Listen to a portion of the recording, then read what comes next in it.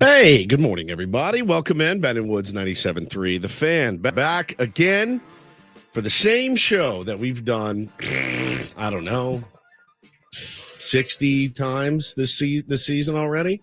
Easily 60 times. I'm Woodsy. That's Paul Reindl to my right. Paulie is our executive producer, handles our YouTube stream as well. You can watch us on YouTube. Don't know why you would, but you could. You can see this giant ingrown hair that's like has its own heartbeat on my face. Look at that. Look at that thing. You see it? God, it hurts like a son of a bitch, too. Disgusting, repugnant, repulsive. Paulie does a great job for us. Benjamin Higgins also does a great job for us. He's on my left. We are in all black. We are in mourning. I like this bit. It started off as not a bit. We just did it on accident. Then I was like, well, they lost again. I have a lot of black shirts. I can do this. I can do this all season long. I've got most of my wardrobe is black. Worth, yeah. Most of my wardrobe is black. It's allegedly slimming. So you and I use the same brand of shirts, and I get a pack. We also use the same thought process, right? Of like just wear black when in doubt. If I get a pack of 5 shirts, 2 of them are black at least. And this is it. Good morning, Benjamin. Good morning. Your numeric estimation skills are a little wonky, though. How so? Well, you said we've probably done the show 60 times this season. Right. I mean, they've lost 53 games in total, and many of those have come on like weekends and days where we didn't have shows. So I can't say that we've done this show 60 times. It just feels like we've done it 60 times. Yeah, I mean, I think even the it's weird about this season too is the winning shows are always the same also. Right? Like, you know what there hasn't been a lot of this year is like cool moments to come in and really True. or like crazy ass plays or fights or anything. It's just really been a very mediocre season. I mean, we'll get into the game, but it's either been solid, comfortable wins, right, that don't give you a lot of, hey, what an amazing comeback, what grit, what clutch, home run, walk off, what amazing thing that happened to the Padres. You guys last remember night. when we used to have fun like this? Let's go San Diego. Yeah. Those were good times. Walk-off wins like last season, magic moments, or most of the losses have been excruciating, agonizing, and we've had plenty of stuff to discuss on the losses. It's like the decision that Bob Melvin made or didn't make, the clutch situation where someone didn't come through, the mind-bogglingly bad performance from a guy you wouldn't expect it from. That's what this is. The sub-theme of today's show will be from Yu Darvish's just awful outing last night. Diarrhea on the mound. It's just awful outing last night for the Padres when they could least afford it. When you've got coming home in front of a sellout crowd, it's his bobblehead night. You've got, everything should be feeling good. You get a leadoff home run. Everything should be feeling good for the San Diego Padres last night. I thought after that, I thought we were winning 14-0. I really did. I went, oh my God, that's exactly how you want to start that. Leadoff home run. I go, all right, here we go. There we go. Second half, baby. Yeah, here we go. The second half starts now. It's on. Yeah, we'll get to all that. My 2-year-old's potty training, and his pants often look the same at the end of the day, like Yu Darvish's probably did after the game last night. Bob Melvin's too. My beloved Bob Melvin's going to be in the crosshairs a little bit today. Certainly, it was a tough one, man. Tough one. I tried last night to do something I had not done. I turned it off after the 8th. I turned it off. I said I said nothing would make me happier than to wake up in the morning and have the, oh my God, best comeback ever. And I would come in here and say 8 texts. Woods, where are you? And I would come back. I would come here tomorrow and say, I missed it. I went to sleep. I was absolutely gassed last night and was lucky to even make it to the 8th. But I was like, I can't do this. I can't do this right now. I said, I'm going to give it a chance and maybe they'll do some late inning walk-off heroics. No, not close. So. Had a couple of those in the last week or so. What? Shutting it off early. Oh yeah, shutting the mother down a little bit. Listen, the show is my priority, and obviously, and I big news though for me. I've been on the CPAP for a while, about a month, I'd say. It's not gone great. I do put it on every night. I have been trying. I didn't just try it twice and throw it away. So I put it in. I've got the nasal pillows. They go up my nose, and I put it on the very, very sexy Spanish fly type CPAP that I'm wearing. My wife, I have to just push her away all night. She's constantly like trying to grab me. And so I lay there. And last night I was really tired. And so I turned on my side. The pillows felt fine. I slept from probably 9 to 3:30, which is about an hour earlier than I get up, depending on the day.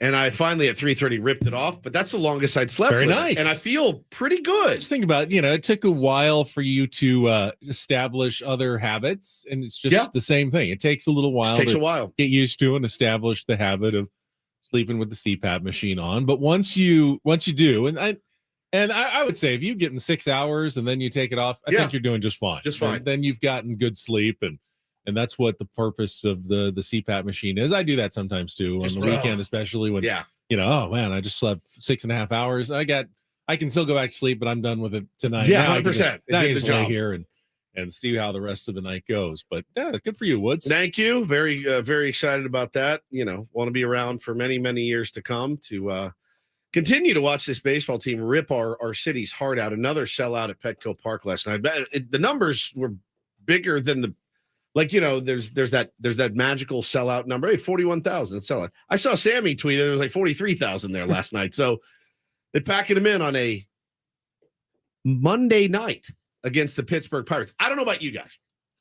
If we were doing a show in the middle of Petco Park and we were doing it for 4,000 people, I'd be pretty nervous and excited. Now multiply it by 10. 43,000 people. I'd be like, hello, my baby. Hello, you would get the best out of me every effing time. Period. Everything. I'd be like, you guys want to see my butt? What do you want to see? I'll make my wiener around. What do you want? You would get the best of me. That might not be the best, though. Maybe you think you're giving the best, and it ends up being pretty bad because you feel so much pressure to put on a good show. Well, I tell you what I wouldn't do. That you put on a bad show. No, I don't want to hear about pressure anymore. What I wouldn't do is this. 43,000 strong. Come to watch Ben and Woods tonight. Fall asleep in my chair. Be on my phone texting. That's what I wouldn't do. And that's what it looks like every time these guys play at home. What is happening? I love that last week, Tommy Pham, and our buddy, Sarah wrote the article about, oh man, it must be tough to hit at Petco Park with the Ivy. Carlos Santana, 77 years old, comes in, is hitting the ball all over the ballpark. No problem for the Pittsburgh Pirates to do it. Oh my God, this team is going to give me a heart attack. A heart attack. I was watching that game last night. I was so mad. My wife does the thing. She gets in bed and I'm watching the game flat on my back. She sticks her foot over, meaning rub my feet. I go, no. And she goes, oh. There was not happening last night. And then I didn't talk to her till this morning. She rolled over and went to sleep. And then this morning I was like, oh, hi, sorry about that. Yeah, I was just not in the mood. It was a really, really crap game. And I just wonder how many more of these crap games can we put up with. We've got 61 games to go, Ben. And I heard Coach make the point yesterday on his show that this is remember the 60-game season? This is the sprint. And again, all the dumb teams in front of us keep losing as well. So it's just, we wake up this morning, guess how many games back of the wild card we are? 6. Just like yesterday. I mean, we didn't really get hurt that much, but we're just not making any ground. 3-4 games back. No doubt. If you just take care of your own business. Took care of business in last week. You just can't do it. These are all opportunities we're going to look at down the road. Because now you know what's going to happen. They're going to win 8-1 tonight. And everybody else ahead of them is going to win. I would almost bet my car on it. $10 bet. I almost would bet my car that the Phillies, the D-backs, the Dodgers, they all win today. I can almost bet my car. Can we parlay a $10 bet? Padres win and stay 6 games back. I mean, if there was a bet to be made, I would take that. Easily. You're right. They'll go out and dominate tonight. And all of those friggin' teams will win. And tomorrow morning, we will sit here at 6:10 and 55 seconds and go, oh, are we sellers or buyers? I don't know. Padres are 6 games out of a wild card again. I'm telling you, you got to laugh to keep from crying, man, at this point, because it's just staggeringly bad. Oh, man. Is there anything else we can talk about in foreplay? I mean, I wanted to talk about yesterday. I wanted to talk about school supplies. We're in that kind of deal where, God, I love school shopping. Bo's starting kindergarten here in a few weeks, which is mind blowing. I mean, Bo, the cool thing about this show and me being a dad is that Bo was such a tiny baby when we started. And so as our show has grown, so has my son. And it gives me, I always think about like first time I met you, Colicky first Bo. meeting, he was 6 weeks ish. Colicky Bo, not sleeping, screaming throughout the night. My first foray into sports radio with my own show. I'd filled in and stuff before. It's a very cool thing to look back at. It really is. The kid has grown up with this show. As we've grown, so has he. And that little dude is starting kindergarten. And my wife already bought him like his backpack and his lunch. Bo is he's very flashy, by the way. His backpack is gold. Like, he's not messing around. I go, that's what you did. I'm like, when I was a kid, I kind of just wanted to fly under the radar a little bit. Might surprise you guys, but I did. I was like, I'm the swag god legend, and it has this big gold backpack. So we got to get all this stuff for kindergarten. It's pretty daunting. Is there a lunchbox purchase? And if there isn't, yes, it's gold that matches the backpack. I want to know. You guys remember like your favorite lunchbox? Kiss. Growing up, you had a Kiss lunchbox. Yep, for a time. I had a Scooby-Doo lunchbox for a time. Scooby-Doo. Yep, fun. Paulie, any lunchbox memories? Wasn't a big lunchbox guy. Usually had lunch at school. Yeah. The hot lunch, as they used to call it, which gives me the heebie-jeebies. Yeah. But I did have hey, just get a hot lunch. Batman and Teenage. I mean, even in Turtles. elementary school, like way back, like early, because everyone, at least when I was growing up, everyone brought their own lunch. We didn't have a school lunch program necessarily. It was probably 50-50 on kids that bought lunch at school, even in elementary school, and kids who brought their own lunch. Well, elementary school lunch sucked. It was terrible. It was like $2.50. Yeah, but it was terrible. Breakfast. It was across the board lunch. terrible. Then you got to middle school, and they had vending machines, and you could get a Coke, and you could go get. They had like, hey, come to our baked potato bar. That was a game changer. Game changer. You're like, I've arrived. I'm an adult. I now can go get a soda if I am so inclined. I can get a candy bar. I can get a. Even the cafeteria is more like almost like not buffet style, yeah, but like you had the option. Yes. Elementary school was not. You walked up, they plopped it on your plate. And we got a monthly calendar, and we knew exactly what was for lunch. You're like, oh, sweet. Remember that next Thursday, square pizza day. Yeah. Oh, Tuesday, corn dog. Why did we love the square pizza? It tastes like Bud. It really was not good. I can taste it right now. It's making me gag. Then my elementary school was K through 6, and 4th, 5th, and 6th graders had to rotate doing dish duty. You had to help out in the kitchen, or not just dish duty, but like you would help serve. Oh no! Somebody would help clean. Oh, we never had that. Oh my god! Oh yeah, that's amazing.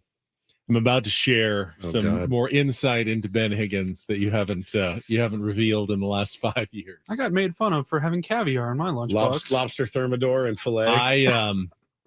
I never carried anything to school for lunch other than an absolutely plain brown paper sack every single time. Doesn't surprise me. I did not want to go with a lunchbox. I did not want to put myself out there and I had plenty attach a brown paper personality. bags. Like once you made that lunchbox choice, you were identified with that lunchbox, and I never wanted to do that. So I went brown paper sack pretty much every day growing up until high school when I could buy lunch and get it on my own. I'm surprised you didn't have like a Padres one or a Chargers one or Lakers one. No, brown paper sack. Ben written on it every time. No decoration. Don't write on it. Don't do anything. You did not want any attention called to yourself. No, brown paper sack. I like to be under the radar as much as possible. Big time. No, but back to school supplies. That's when you were able to flex. Did you have the crayon box that had the sharpener in it, or did you just have the 8-pack? Remember the big long one with the big top that you open? You had the 700. You had to get that Trapper Keeper. You had to get all of sticks the instead of regular all the sticks and the but pens. I like the plain colored ones, not the I'd like to do this for the next 3 hours not and 45 the minutes. Outrageous designed Trapper Keepers. I went with the more business professional looking Trapper Keepers. Plain. Even mine were plain. Okay. I didn't like the big the one with triangles all over it. I was like, settle down. Exactly. Dude. It doesn't need to look like a galaxy light show or anything. Like, just give me a blue, green, black, whatever. Trapper Keepers were out when I was in school, but it was all about the peachies, the folders. What were you going to go with? Were you going with sports? Were you going with movies? Better not just go with like a plain blue one. I never heard of a peachy. I don't even know what that is. Just a little folder with like a little envelope. The little pockets for paper. And they had the things in the middle, the brads. Like the three rings. The three brads that you had to fold open, put your stuff in. Then I had a great satisfaction from smoothing those down. I loved it. And you rip your fingernail trying to open it at first. The memories are rushing back right now. It's crazy. So there's your foreplay segment. We will get into the San Diego Padres. Did you guys have chocolate milk in school? Yeah. We had chocolate milk on Fridays. We had all chocolate milk every day. I didn't really trust school milk, so I did not drink school milk. I brought a juice box usually. What kind? I liked the Minute Maid fruit punch. Delicious. Was my juice box of choice. And what was in your lunch? Usually a string cheese. Okay. Some sort of crackers, maybe like some raisins. Okay. Maybe like some like lunch meat, but not in a sandwich because I didn't like putting it all together in sandwiches. So it was just kind of. It was basically a charcuterie, like a kid's a 5-year-old, like charcuterie. A 5-year-old charcuterie, package. Yeah, it's great. String cheese, little lunch meat, little raisins. I don't know if I had some, maybe some. I don't know. You know how charcuterie plates work. Yeah, of course. So, all right, let's get to it. It is a daily ditty selection today. Me too. For an entire show. The choice is the theme is local bands from Woods' choice yesterday. Paulie will make the pick today, and then we will get rolling on a Tuesday. Padres obviously seem like they might be closer to being sellers rather than buyers. Coming up at 7:35 this morning, we'll be joined by one of the best from ESPN, Jesse Rogers. 1 week out from the trade deadline, 1 week from today. And Padres are not headed in the right direction. What will they do? What will other teams do at the deadline? It's getting down to and there's yet to be any really big moves. There have been a couple moves so far, but really nothing huge yet. We'll find out more from Jesse Rogers at 7:35. And then a total Jesse Tuesday. Jesse Agler, the incorporator, voice of the Padres after that frustrating game last night. He will join us at 8:35 this morning. All coming up on Ben and Woods. Let's start with a check of traffic with Kelly Danick. And then we are rolling on San Diego's #1 sports station, 97.3 The Fan.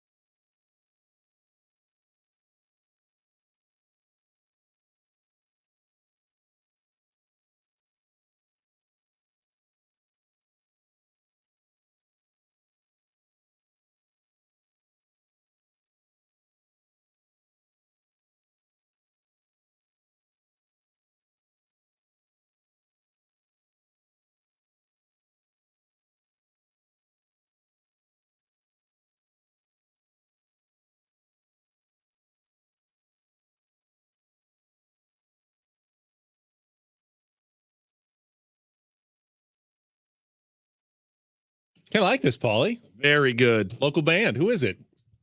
This is Delta Spirit. Bushwick Blues is the name of this song. Sounds like an airline slogan. What? Delta Spirit. Delta Spirit. Yeah, we have that. Actually, they're two different airlines. Yeah, they It's are. Delta We and have that. Spirit. We have both of them.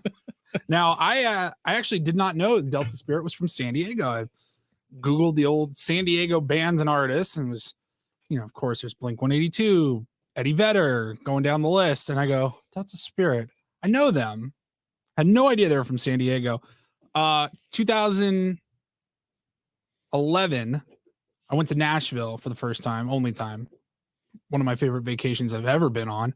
Night one, me and my buddy we go out to dinner and we're talking to our server and we go, all right, we want to experience Nashville. I don't want to go to the Jack Daniel's distillery. What do we need to do in Nashville to really get the experience? She doesn't hesitate at all. She goes, go see a show. Yeah, of course. Google it. Don't go to the honky tonks where it's just some guy playing. Go see a show. Yeah. Said, all right, got on the internet, checked out who's playing that week. And the next night we went and saw Delta Spirit just because we're like, all right, this is the venue everyone's saying to go to, some club out in Nashville. We're like, I've never heard of these guys. Let's go. Saw Delta Spirit. Had a great time. Yeah, they played some of our shows at 94.9 when I was there. Hell My yeah. boss, Garrett. Yeah, Delta Spirit. He loved Delta Spirit. Yeah, you hear that new one? Woodsy from Delta Spirit? Love it. Yeah, it's great. Going to start a band called Southwest Frontier. All right. Sounds like an actual band name. Catch, No, yeah, they- exactly. I don't- Catch are all they- the airlines I out don't know there. if they're still together, but I remember them being really, really good. Yeah, I went down the Delta Spirit Rabbit Hole. oh yeah. Really good. Good pick. All right. Tomorrow is my local band daily Oh, I ditty, and I've can't decided wait. I'm going to lean into it. Wood said this is a chance for me to broaden my horizons. So I'm going to listen to some local music bands that I would never have probably listened to before and pick something completely I different. love it. For tomorrow's show. Unless, of course, you lose take on Woods today, and then Which is a we'll have to wait possibility. until later in the week for my Where selection. my head is at right now. Speaking of local events tonight, since we've got our Padres wrap-up coming up. They have the big soccer match at Snapdragon Stadium tonight. Wrexham AFC, Ryan Reynolds, Rob McElhaney's Division 4 English team from Wales, taking on Manchester United, the powerhouse of really all professional soccer, maybe the most famous soccer team in the world. Tickets sold out pretty much immediately. About 2-3 months ago when they announced this, they went on sale. I think some people are definitely excited to see the people they watched on the Wrexham television program, the series that's been running for the last couple of years. Others wanted to see Manchester United. I mean, coming to San Diego, I've seen that some people aren't that happy because Manchester United is not playing any of their players. No. It's basically like you went to a Padres game and you got the spring training El Paso Chihuahuas roster. Yeah. That's who's playing for Manchester United tonight. It's their like youth development academy team. Now all their regular players are going to play tomorrow in Houston. So they were here for a day. Cool. They're all flying Very cool, to Houston guys. and going to play in a big stadium against I think Real Madrid tomorrow. It's like when Foo Fighters announces their new tour and you're looking down the list, you're like, okay, LA, all right, yeah, Kia Forum, okay, Phoenix, Vegas, no San Diego. No, it's more like the Foo Fighters come to town and Dave Grohl's like, I can't play, but I got some friends of mine that can.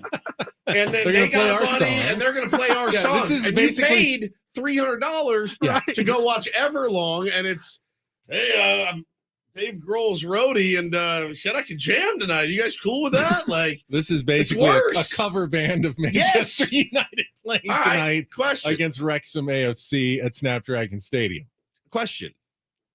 I mean, you're livid if you bought tickets, right? You're Some livid. people are. I mean, they paid like $150 because it wasn't advertised that way. I'm just going gonna guess. I'm Now, just guessing. Well, it wasn't, and it was. Manchester United was got out front from the start. Hey, we're going to definitely be playing some of our younger players in this game. And if you know soccer, you're probably expecting. I mean, it would be a complete and utter mismatch if they were taking on a fourth division team with all of their stars. It'd be like 7-8 nothing against Wrexham. Can't you start A couple of your good players do and like then they pull do them in out. spring training? Manny gets a couple of at bats, Yeah, and then he's like, I'm out. Do something. Yeah. Feels like that might be a better way to go if you're going to travel halfway across the world to I think show off your brand and your team to America. That the way just to leave us with your AA players is not exactly the best way to make a good impression. The way you really sunk it home for me was they're all playing in Houston the next night. That's what really is good. If I didn't know that, I'd be like, well, okay. I mean, you see the uniforms, blah, blah, blah. You see the future of Man U. And now you're like, oh, cool. The people in Houston will get to see Man U. We get to see Man U Academy. It's like the Padres are actually sending their Fort Wayne roster to Korea next March. We may have a bet. If we sent Fort Wayne to Petco, I mean, could you do any worse? Couldn't get much worse. Couldn't get much worse. Wouldn't mind seeing Lake Elsinore play right now No doubt. with Ethan Salas and see what they're doing. Kid's ready. A little excitement in the Padres minor leagues. That's why at this point, if you trade away any of your big prospects, I'd be almost angry now. Oh, yeah. Because your players and your team needs to earn the trust of a big move. And they have not done that. No. They have not done that. Now, I don't know that you're at the point. Save it. Okay. Save it. We'll sell it. We'll save it. Save it for next. I want we'll to hear what you said. All right. We'll come back and we'll have our Padres wrap up. Ugly night at the ball yard last night. And then we'll get into where they stand a week ahead of the trade deadline. Coming up next with Ben Woods on San Diego's #1 sports station, 97.3 The Fan.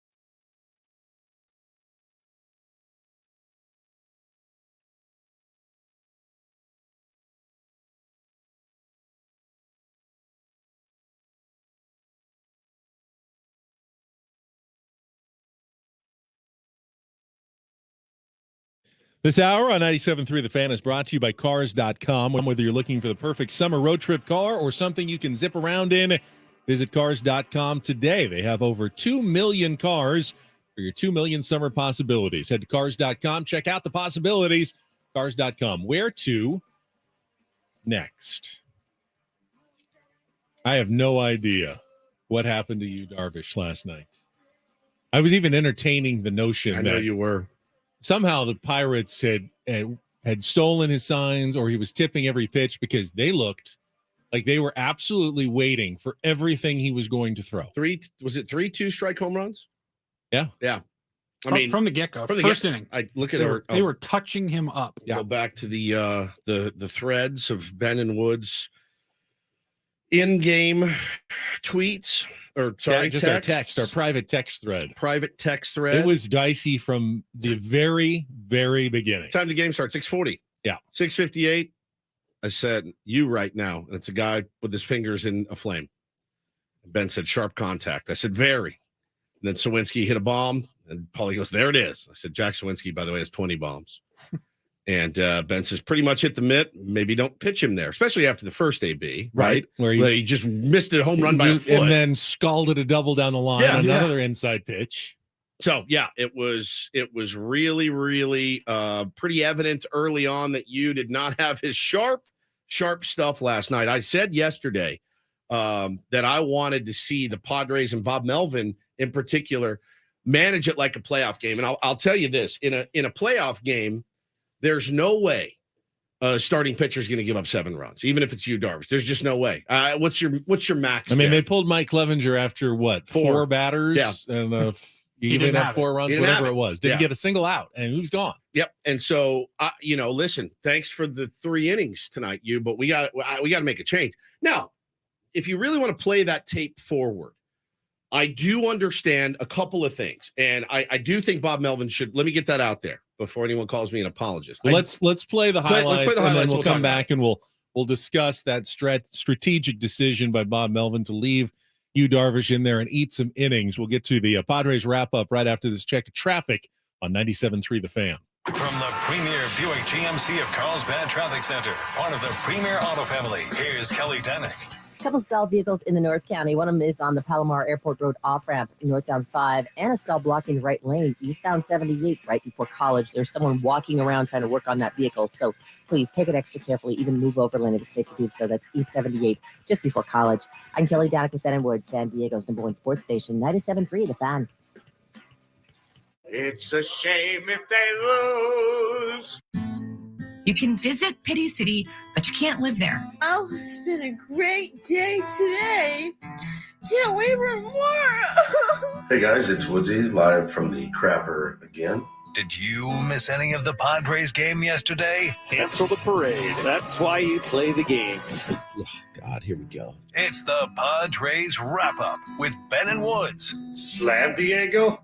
More like fail Diego. Presented by Hamel Casino. With thrilling slots and tables and all the best rewards, Hamel Casino has all the fun you're looking for. Hamel Casino, fun above all else. On 97.3 The Fan. I just felt the way that the roster is built, they would have to outscore their opponents to win. 2-1, Kim hits it well in the air to deep left center.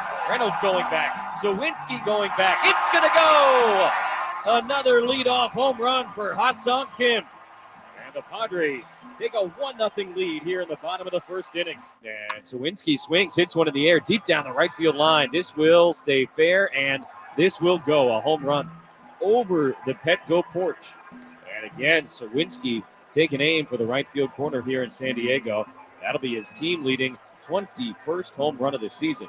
And the Pirates have tied it up here in the third inning. Darvish will pause at the letters. Now the payoff pitch.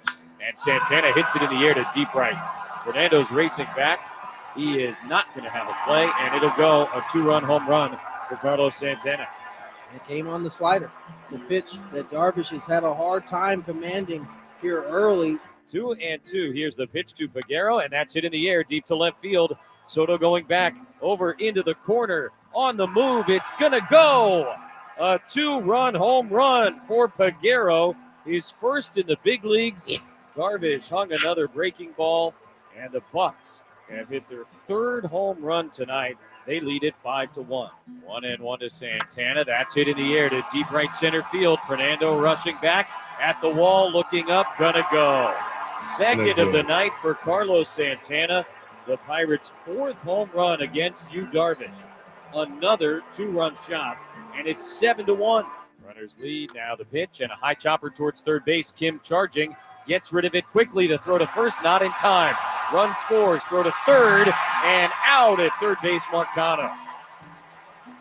Marcano, by the way, down in a heap and injured in the coach's box. He is clutching his right knee, and immediately Bogarts kind of put his head down like he knew something bad had happened injury-wise. And now the pitch.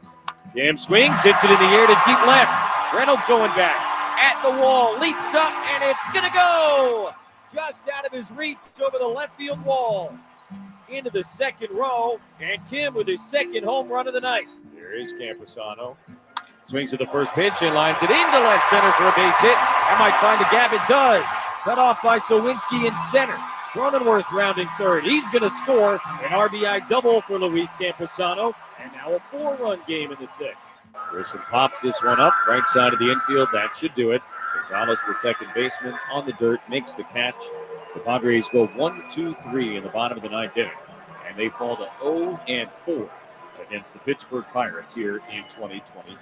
You know, there's been a lot of disappointment, so you know, it just kind of adds to the frustration.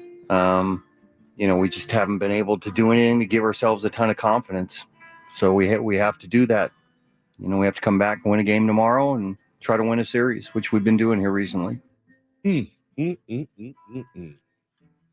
I mean, I almost had to laugh last night. Oh, yeah. The home run by Liover Peguero was infuriating. He was hitting 067, had never hit a home run. Honestly, I think Bartolo Colon might have had a better chance at a home run. Pretty much the same shot that Bartolo Colon hit as well. I take Joe Musgrove off over James Shields, just down the line in left. I mean, the one that clanged off the top of the wall. I think so. Just into the little corner there under the Western Metal Supply. It hit something hard. I heard like a it hit something down there, and I went, yeah, that ball went out. That ball went out. I mean, you could be throwing home run derby to that guy, and he might not get a single one. This is infuriating. And yet somehow goes deep off Yu Darvish, who gives up a career high tying 4 home runs in 4 1/3 innings, 8 hits, 7 earned runs, and takes the loss, falling to 7-7. And Yu Darvish's ERA is up to 4.80. That's rough. A little troubling. He's had some good starts, obviously, this year, but overall, you know, a little troubling after he gets a big extension, you know, in the offseason to stick around San Diego. And you know that Yu Darvish is going to be around for a while, and you hope that these aren't signs that, you know, he's starting to falter later in his career, that it's simply a bit of an aberration. We did see this a couple of years ago. What was it, second half of the year when Yu Darvish struggled pretty badly, had just a, you know, not great second half of the season. So hopefully this is an aberration. Occasionally this happens, and then Yu comes back and pitches great the next time out. We have seen it many times before, but yesterday was a day that they could ill afford a start like that from, you know, that's 2 in a row where, I mean, Joe Musgrove didn't pitch terribly, but when you get Musgrove and Darvish going against the Tigers and the Pirates, you need to win those games almost every single time. And going 0-2, especially in a wild card race, is completely unacceptable. Completely. Before the wrap up, I was saying about Bob Melvin, you know, I'm a Bob Melvin fan. That being said, I don't think there was any excuse for leaving Darvish out there last night. Now, if you want, like I was going to say, if you want to play the tape forward, right, you have to think about, okay, well, what would be the corresponding move? I'm probably yanking Darvish after he gives up 4. That's probably it. I mean, the contact was screaming. It was just screaming contact, foul. Well, so he gave up the 3 in the top of the third on the 2 home runs. So the tying home run by Sowinski, the 2-run home run by Santana.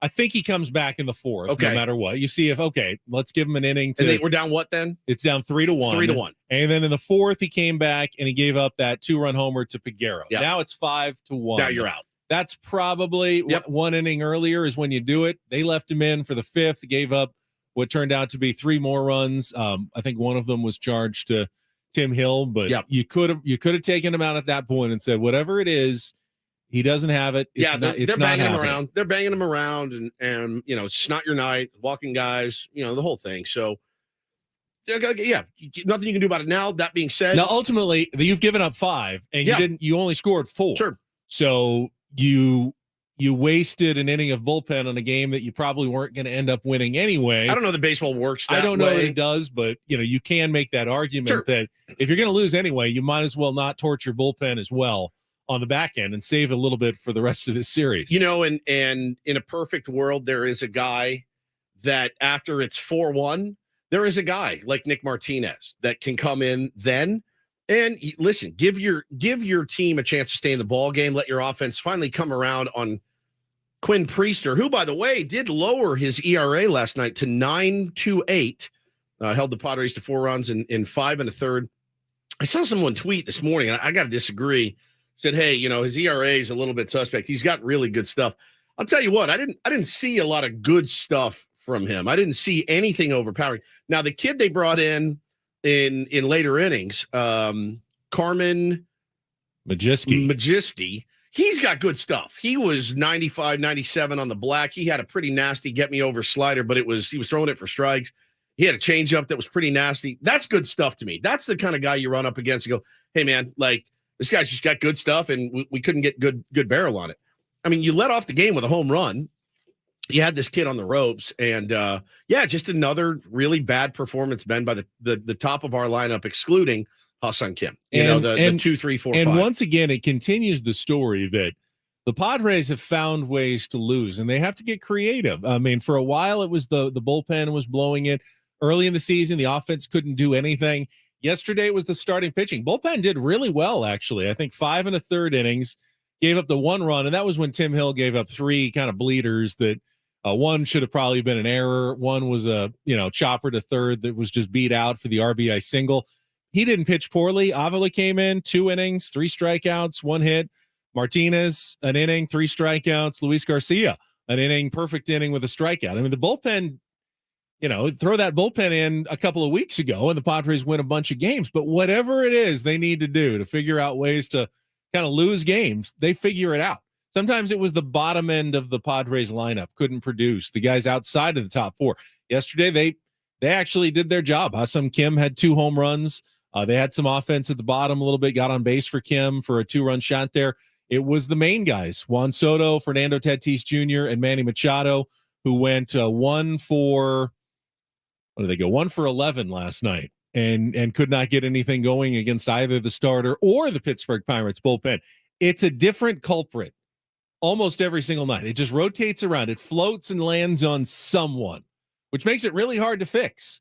Like, what's your problem? Well, the problem, it's not specifically any one area. It floats around and lands on a different person or a different facet of the team almost every single night. It's infuriating. It's maddening.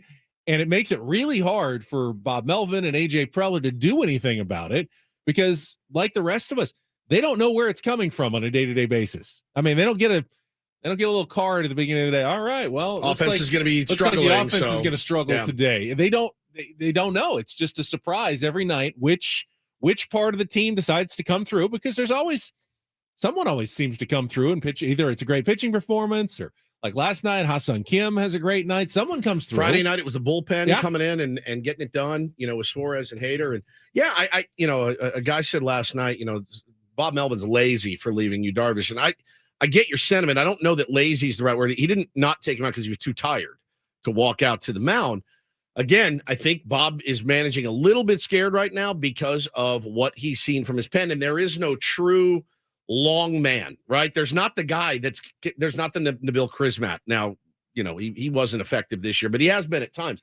I think that role would be perfect for a Nick Martinez, or if we had more starting pitching. Stammen was that guy for a while. A Ryan Weathers, somebody that can come in and say, hey, man, keep this at 4-1. And Avila did okay. He did, but it was a bit of a roller coaster. It was, with the walks and would you have trusted? Like, I feel good that Avila is going to give us 3 or 4 and keep us in this game. No, odds are you put in Avila and you're going to give up 5 or 6 more, and then it's really going to get out of hand. So you're trying to avoid that situation. And the other thing too, you have to remember, This is not an excuse for Bob Melvin. It's not, I promise you. You have to remember that managers are typically going to ride with veterans like you, Darvish, that they've seen gut through, and we've seen it as Padre fans. We have all seen you, Darvish, not have his best stuff and find a way. We've seen it. We've seen you load the bases and strike out the side. We've seen, he doesn't pay attention to the runners. Guys are running on him. He doesn't care. We've seen him weasel his way in and out of innings. And I think that trust that Bob Melvin had in him said, hey, man, I know he doesn't have his good stuff. I know he's getting hit hard. I'm going to give him a shot. I'm going to give him a shot because I've seen him do it so many times, right? You trust your veterans. Bob probably trusted you a little bit too much last night. It was pretty painfully obvious. He just didn't have his good stuff last night. And hey, your theory about them picking up on something was not crazy. It's not crazy at all. They were so comfortable, especially with two strikes. It was a breaking ball. Mudd mentioned it on the TV. Looked like they were waiting on the breaking ball, but then he switched to the fastball. It looked like they were waiting on the fastball. It's nuts, man. The two-strike home runs are the ones where you go, interesting. Yeah. But hey, listen, down the crapper that game goes. Like Bob said, you got to win the series, and we get to move the goalposts again. You didn't lose any ground last night. You're still 6 out, which is garbage because you could have picked up. Absolutely. Gain ground momentum on everybody. We'll talk about that coming up. Does it change anything? Jesse Rogers will join us in our next hour. All guests appear on our Premier Chevrolet of Carlsbad fan hotline. Save money the right way with Premier Chevrolet of Carlsbad. Visit them today in the Carlsbad Auto Mall. Chevrolet, find new roads. And talk about some Ben and Woods in a different time slot next week. Let you know about that coming up next year on 97.3 The Fan.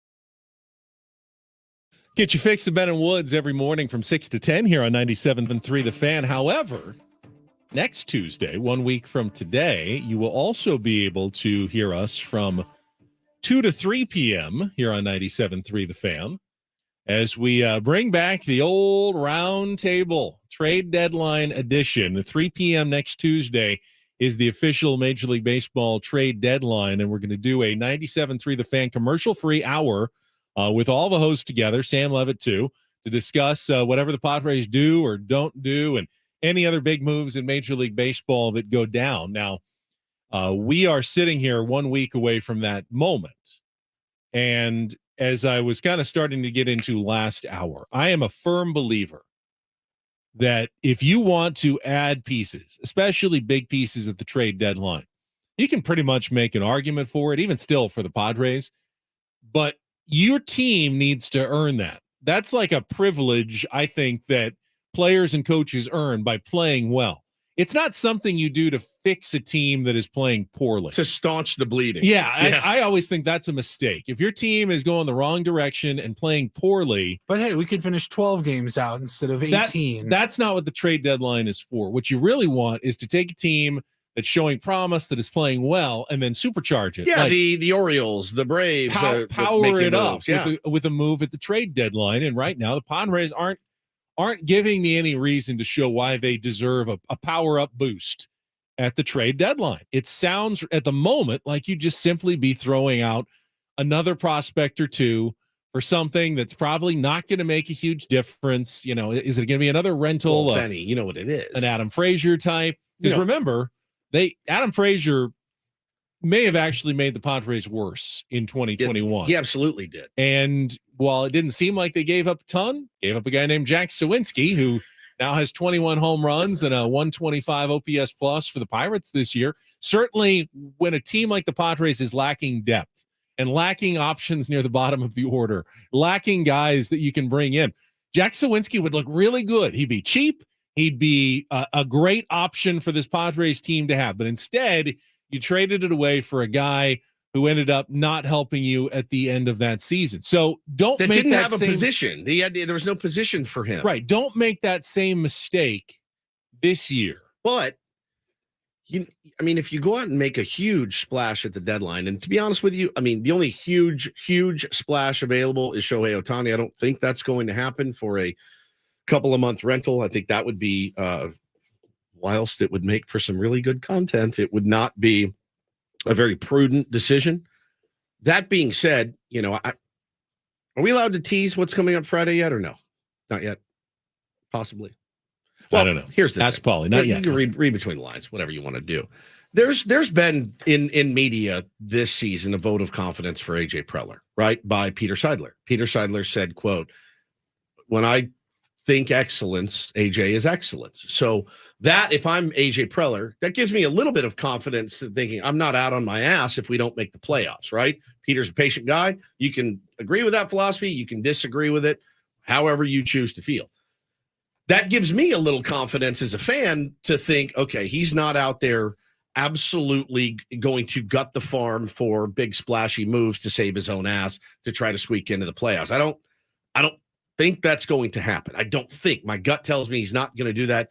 My gut tells me he probably will be very interested in buying some pieces. I just don't know how splashy they will be. And I can't say that I necessarily disagree with it either. You said you were all in this year, and until you're out, then you're in. And yes, it would suck to not get things back or people back for Snell and Hader when you could, when their value is really high for both. That being said, both those guys want to be here as well. Maybe you look at re-signing them in the offseason. I don't know. I don't know what. By not trading them, you're buying yourself a couple extra months. That's exactly. Start those you are. negotiations. Yeah, you're buying yourself an extra couple of months, and until you're out of it, you're still in it.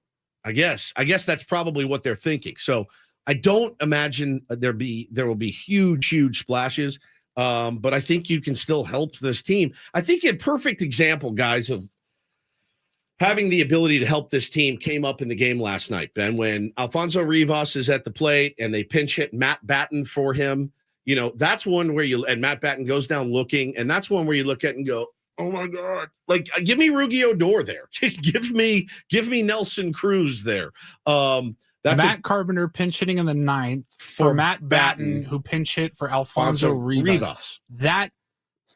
That string of sequence of events right there is like, right, how is your seat not warm, right? AJ? What are we doing here? And that is, how are you a serious franchise? Right. And that is one of those instances where you say, there are upgrades out there for that exact scenario that aren't going to cost you a ton. Our boy Tommy tweeted last night, Padres, as far as WRC plus, weighted runs created plus, 29th in the DH position, 29th.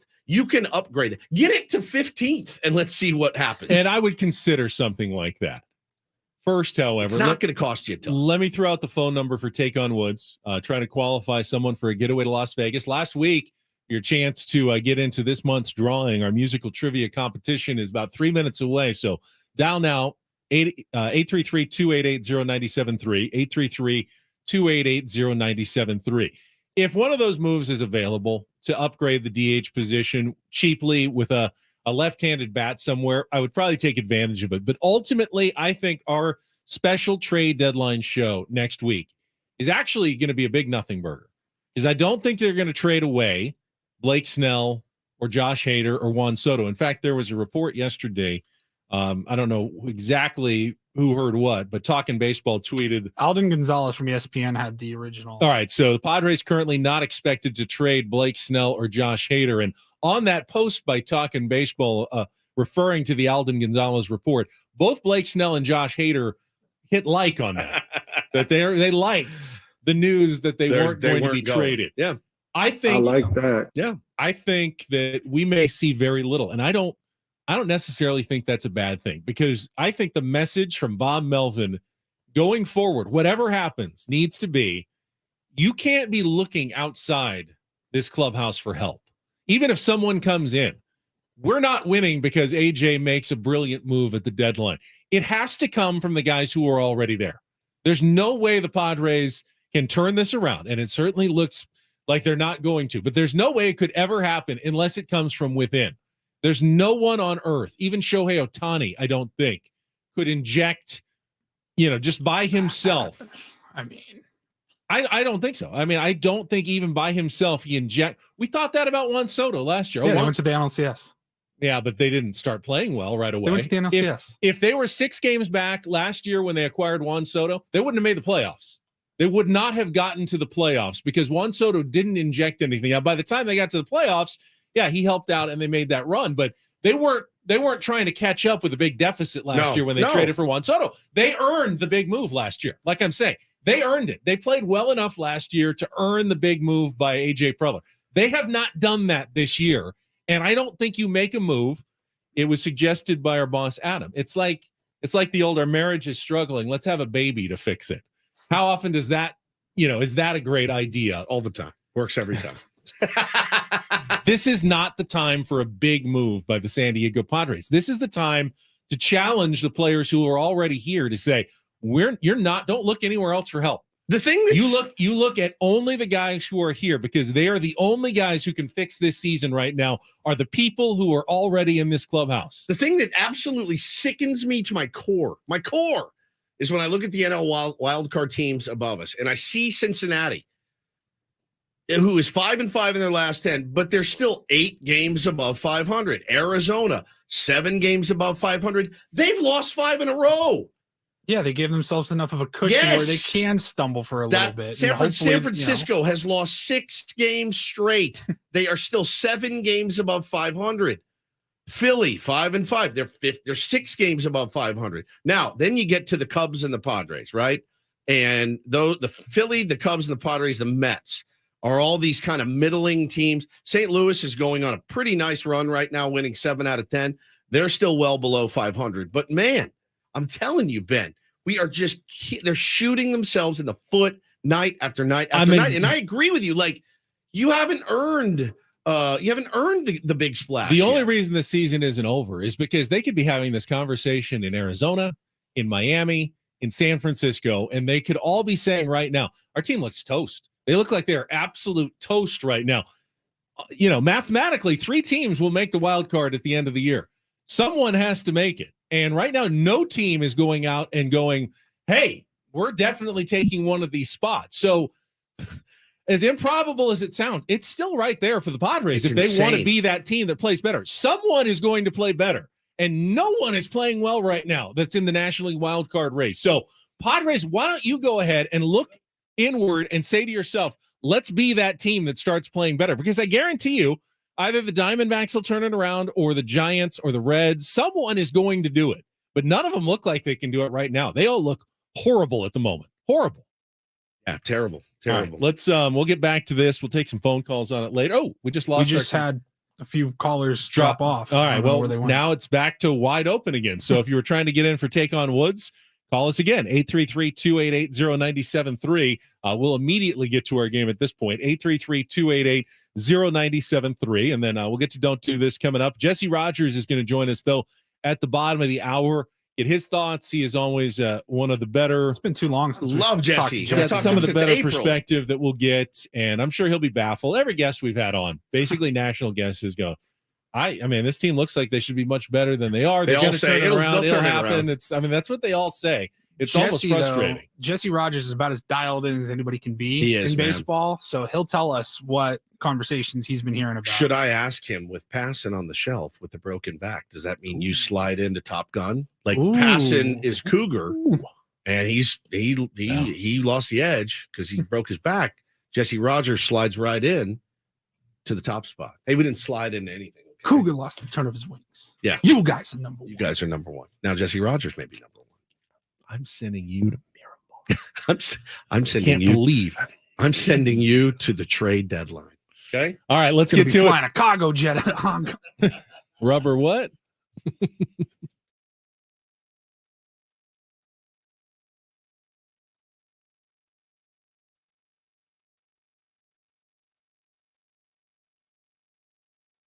All right, Jim, you got in first. I see other people. Ronnie, Albert, thanks for calling in, but we're going to go with Jim today on Take on Woods. Good morning, Jim. Good morning. All right, you are in. Woods is out, and we will start our game here. If you can beat or tie Woods, you will qualify for our grand prize drawing. 2-night stay at the Westgate, Las Vegas, and 2 tickets to Skid Row and Warrant. Special guest Paralandra at the International Theater at the Westgate on September 30th. You can get your tickets at Ticketmaster.com. Check out the $70 million room renovations at the Westgate Resort and Casino, home of legendary Vegas fun. Here are your categories today. Jim, we've got Today is a Good Day, 5 song titles that begin with the word good. We have Is Everybody In? That is 5 musical answers that begin with the word everybody.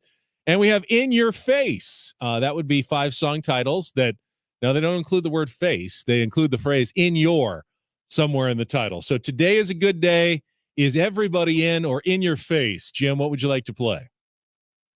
Let's go with Today is a Good Day. Today is a good day because all 5 song titles I have will begin with the word good. You'll have 60 seconds. Answer as many as you can. Pass if you don't know an answer. Our first question is our 2-second song. Paulie, getting ready to play a little music. You need to give me the title and the artist from the little snippet to score that point. Jim, are you ready to go? Let's go. All right, 60 seconds on the clock. Category Today is a good day. Your time begins when Paul plays the music. Good luck, Jim. Let's take on Woods.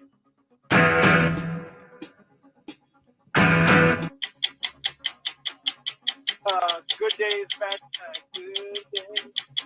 Led Zeppelin. It is Led Zeppelin. What was the title again? Good times, good times. Good times. Good times, bad times. You got it. There you go. Name the song title used by both Marky Mark and the Beach Boys. Good Vibration. Correct. What's the name of the Green Day song that begins another turning point, a fork stuck in the road? That's right. Sometimes Flow Rider got what in a 2011 smash hit? Which Beatles song has been used to help wake up crews on the space shuttle and the International Space Station? Good Morning. Incorrect. Sometimes Flow Rider got what in a 2011 smash hit?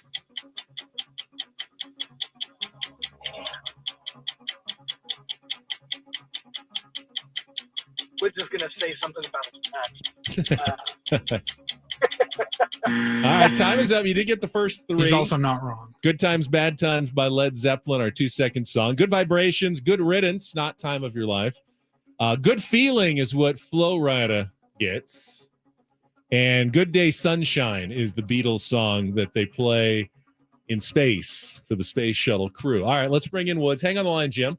See if your score holds up against Woodsy today. He does not get the category. It makes it a little tougher. See how he does. 60 seconds back on the clock. Time begins when Paul plays the music. Good luck, Woods. Let's take on Jim. It's Good Times, Bad Times, Led Zeppelin. Correct. Name the song title used by both Marky Mark and the Beach Boys. Good Vibration. Correct. What's the name of the Green Day song that begins another turning point, a fork stuck in the road, and it's not the time of your life? It's Good Riddance. Correct. Sometimes Flo Rida got what in a 2011 smash hit? Pass. Which Beatles song has been used to help wake up crews on the Space Shuttle and the International Space Station? Good Day Sunshine? Correct. Sometimes Flo Rida got what in a 2011 smash hit? Last one. Got a few seconds to Something think about good? it. Good vibes? Good. No, sometimes he gets a good feeling. Oh. But you did get 4, and by a 4-3 score, you narrowly defeat Jim today on Take on Woods. Jim, sorry about good it. playing for you today. Not going to happen on the qualifying for Vegas. The category today is a good day. All the answers Good Day began with the Sunshine word was the difference. good. Yes, Good Day Sunshine you got, and Jim did not get, and that was the difference. Pulled Neither of you that out got of good my reeler. feeling. No, I don't know good feeling. Yes, you do. You always say that. I don't even know that one. You don't know that one? Ben, the resident Flo Rida fan. All right. Well, I thought you'd know that one. It's all right. All right, we will come back with Don't Do This next here on Ben and Woods. Oh, man. Did you guys see the golfer's tweet that shocked the world yesterday? Ooh. Dirty, filthy, lying cheater. I have a question. Did you see it? You didn't see this? The Yes, cheater? I did see the cheater, but I didn't see the details. I didn't kind of go into it. I saw the tweet, though. I did. And what are the Dodgers up to? Ooh. Very, very interesting. All right, let's get to this, and then Jesse Rogers all coming up after a check of traffic here on 97.3 The Fan.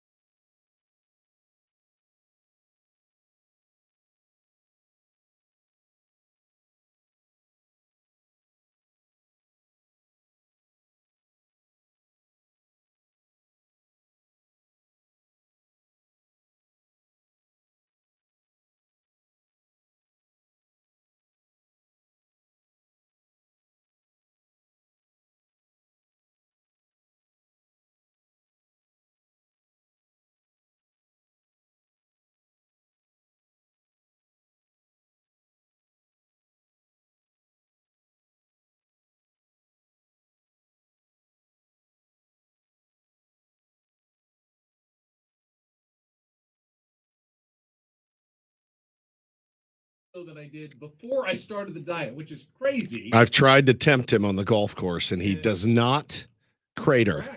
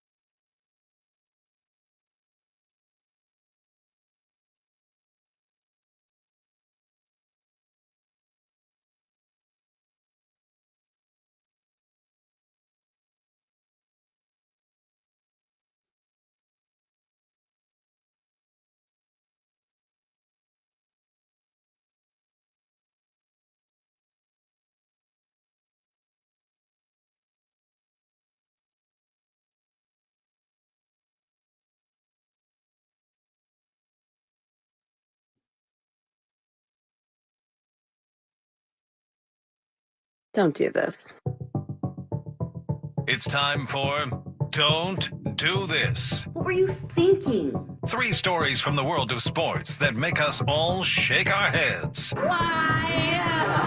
How many times do I have to tell you? I'm sorry, I fudged up, guys. You idiot. You moron. You're a dumbass. The apple sometimes does fall from the tree. Don't do this. Do not tweet that. With Ben and Woods. I like a Nickelback song or two. On 97.3 The Fan.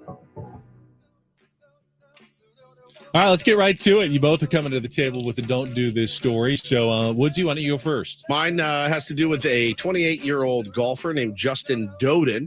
Saw a tweet pop up yesterday, and I said, wow, that's pretty spicy. Did a little more digging into it, Ben. He erased his score on his card on the 36th hole of last week's Commissionaires Ottawa Open in Dunrobin, Ontario. He wrote down a score 2 strokes lower so that he could make the cut on the number.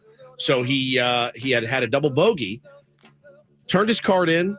Then he said, hey, let me check something real quick. So they gave it back to him. Didn't think anything of it. He erased the 7 and put a 5 and then made the cut. A couple of guys were having lunch and looked at the live scoreboard, and they said, he's not 3 under for the tourney. I just played with him. There's no way. This has got to be a scoreboard operator thing. So they went to the rules officials, and they got the card, and they said, oh, yeah, he erased it. He got a double bogey. They called him, and he said, yeah, I did. I cheated. And because of that, not mistake, it's not a mistake, because of him cheating and then admitting it and then, rectifying it, 16 more players were allowed to play the weekend. These guys don't have a lot of money on these little tours. These guys are grinding for it. So he went to Twitter and he said, I'm here to confess of the biggest mistake I have made in my life to date. I cheated in golf. This is not who I am. I let my sponsors down. I let my competitors down. I let my family down. I let myself down. I pray for your forgiveness, John 1:9. John 1:9, Ben, of course, famously says, if we confess our sins, he's faithful and just to forgive us our sins and to cleanse us from all unrighteousness. So he's good. He threw a Bible verse in there. He's fine. So he got, you want to talk about getting dragged. That dude got dragged. And again, you're talking about affecting the careers of 16 other players, maybe. I have sympathy in that I know how hard it is to try to make a living, and you want your dream to continue. And these guys spend a bunch of money to go to these tournaments, and if they don't win any money, maybe and I can see why the temptation is there. But you do that, and you made the point. All those other guys, now have a chance to win money that would have been knocked out of the tournament, and that's the crime here, is that he nearly cost 16 people a chance maybe to pursue their dream in order to cheatingly try to pursue his. Well, and it reminded me of that big piece they did on the Astros. Remember when they were banging the trash cans and all that? And they did a deep dive into some of those pitchers that the Astros were absolutely torching and lighting up. Remember some of those stories that we told back when we first started as a show? Guys' careers never recovered. I mean, they got sent down and were never to be heard from again. It's pretty far reaching, other than, hey, I improved my score by 2 strokes and I made the cut. There's a ripple effect, certainly. Paulie? So. I just have a question. What's going on with the LA Dodgers? What are they up to? It's probably much ado about nothing, but it was pretty funny to see, Paulie. So Michael Grove was the starting pitcher for Ben's Los Angeles Dodgers last night.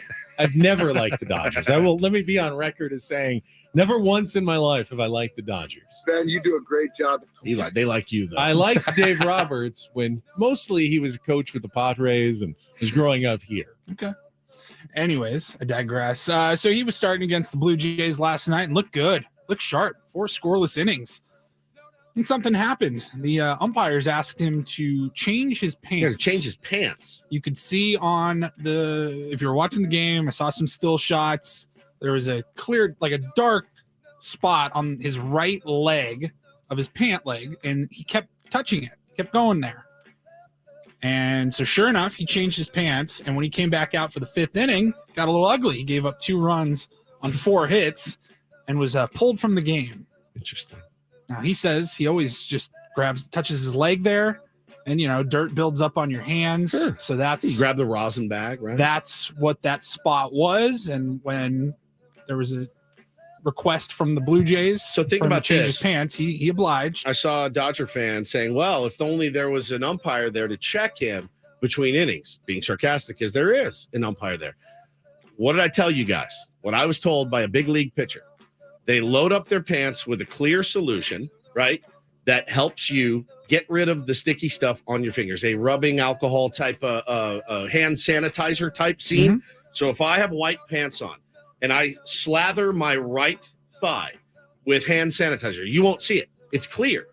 And I'm loading up the ball, and but when the inning's over, I get the last out. I just wipe my dirty hands on my pants. It gets the sticky stuff off enough to where I'll pass a check. That's what I was told by a big league pitcher currently pitching in the big leagues today.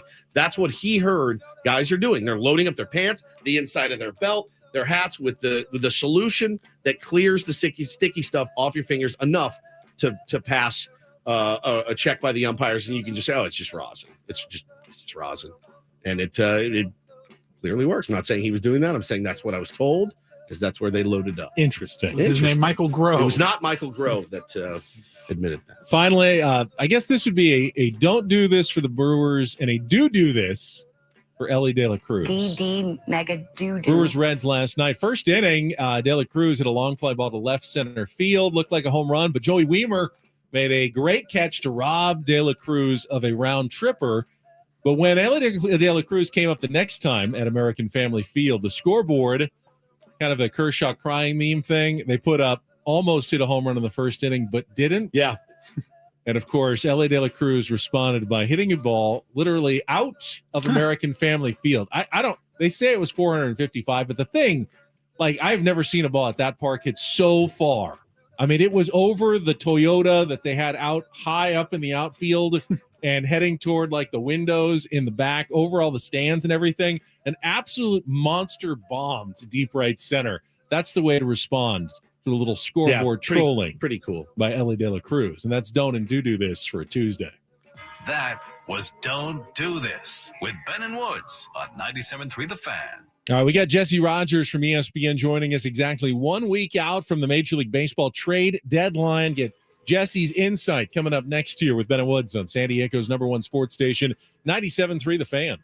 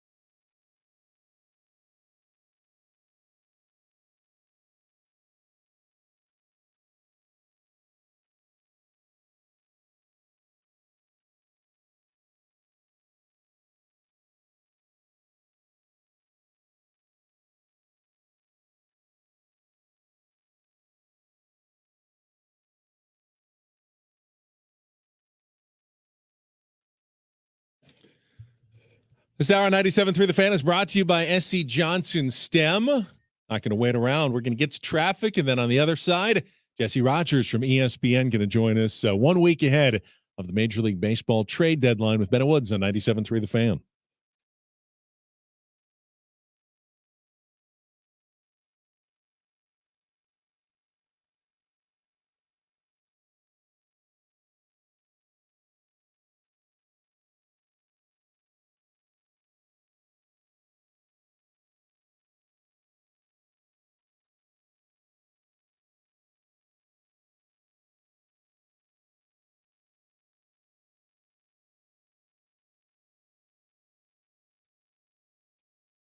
All right, let's go out to our premier Chevrolet of Carlsbad fan hotline. We've been doing this for weeks now. Sellers, buyers, what are the Padres going to do? What else is going to happen at the trade deadline? And joining us right now is ESPN MLB insider Jesse Rogers here with Bennett Woods on 97.3 The Fan. Jesse, it's always good to talk to you. Thank you for your time. Sure thing. Good morning. Good morning, bud. Yeah, I mean, let's Padres will have some pieces, Jesse, certainly, and a lot of people talking about speculation that we've heard from the horse's mouth, the horse being Blake Snell. He wants to stay here, and I don't know that that's the smartest decision for the San Diego Padres, but you could always flip a Blake Snell and then re-sign him in the offseason. No reason he has to stay with Baltimore or whoever they end up moving him to if they do. What are you hearing out there in regards to starting pitching on the market? Yeah, I mean, it's an interesting market. There's some good ones out there, but it's not as deep as maybe in the past. Unless Verlander and Scherzer are made available, we'll see how that works out. But certainly Snell would be at the top of the list along with Jordan Montgomery from that side of the mound. There's no doubt about that. This is what I would do if I was the Padres. I would really look into trading Josh Hader before I'd look into Blake Snell. Because it is a good enough team that you could convince yourself, okay, we just need that 3-week hot stretch, right? If you're AJ Preller or ownership. And you can do that with Blake Snell and without Josh Hader. You can't really do it the other way around. My point being, if you're going to soft sell, you move the closer. Closers, relievers, this is the time to get the most for them, especially a guy like Hader who's going to enter free agency. You don't get it. Let's say he was under contract. You don't get as much for closer or a great reliever in December as you do in July, because those teams that need that final arm to put them in the World Series will give up a lot. We've seen it in the past. But look, I think the Padres feel like they're one hot streak away from somehow getting back in this thing. 6 games out of the wild card with 3 teams to overcome there. It's not easy, but you can't do that if you trade Snell and keep Hader. But you can do it the other way around. You can survive without your closer if you mix and match and figure things out. I don't think you can survive with one of your best starters who's been hot as hell the last couple of months. So that's the way I would go. Now they might keep them both, knowing AJ Preller. I think that'd be a mistake. Like you've got, and here's the thing: you're going to say the right things all the way up until the moment where you do deal them. We think we're in it. We're one hot week away, whatever. I'm not sure all the rhetoric out there, but this is what you do until the moment that you trade them. So I'm not concerned about what's being said publicly, even by Blake Snell. Like, I want to stay. Like, show me the player that publicly says he wants to get moved in July. It just doesn't happen. You might hear that sort of privately, but they're not going to say that on the record. So everybody says they want to stay. Everybody says they'd be open to re-signing. Here's the thing. Like, the idea of being traded and then you re-sign, look, you do have a leg up on a player if you really enjoyed his time and there's some connections there. But most of the time when a player gets to free agency, he's already been on several teams, Blake Snell. He's going to look at everyone. Yeah, for and sure. Money does the talking. Let's not forget that. So there's a 5% better chance that Blake Snell would re-sign because hopefully he's enjoyed his time in San Diego. But honestly, it's the best contract that usually gets the player, unless there's a particular tie to that city, family or some other reason. I think I agree with you, Jesse, on Hader. We can talk about that later, Woods. But I want to ask, it's hard to determine what anyone should do until you can even handicap the wild card race. And looking at the National League right now, Jesse, who do you trust? I mean, the Reds are right now the wild card leaders by half a game, but they've started to cool off, and they're very young and untested. The Marlins have just fallen off the map here and have come back to earth. The Diamondbacks have lost 5 in a row. The Giants have lost 6 in a row. The Phillies, I think, have lost 4 of 5. And then you'll have to go all the way down to the Cubs and the Padres. The Cubs are playing a little bit better lately, but who do you trust? Who do you think is going to emerge here in the National League wildcard race? Yeah, it's real interesting you bring up that point. I had a conversation with a current GM 2 days ago, and he basically said, who scares you after Atlanta in the entire National League? Now, I still think the Dodgers scare everybody, but I understood what he meant. Yeah. Like, the Braves are by far the best team in the league, and the Dodgers are not the Dodgers of the last few years.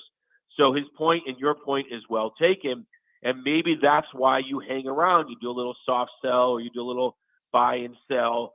But boy, I've seen it before, man. Those closers are so valuable at this time of year, and you have to be realistic. 6 games out with really it's 4 teams to overcome to get the third wild card spot. It's still a lot. It's still a lot because that's really like 8 or 9 games because you have other teams in front of you. But look, it's happened before. You do a little soft sell and you still compete. The Baltimore Orioles had a great run after trading away Mancini and others last year. So it can happen. I just don't think it can happen if you trade Blake Snell. Like, it's really tough to fill a starting pitcher spot. But a closer that pitches every few days, even a position player, you can sort of fill the holes a little bit. But I don't disagree with you. Like, it's a little bit wide open. I mean, Arizona, Miami, the bottom could fall out. San Francisco, none of these teams are juggernauts. None of them. Philadelphia, you can consider like they've been there, done that before. So that's the team I actually have the most trust in. And at the moment, they would not be in the playoffs. Yep. So think about those 4 teams. I think they're Cincinnati, Arizona, Miami, San Francisco are all right there. None of them really scare you. So I can understand how the Padres might feel that way. But you have to be smart.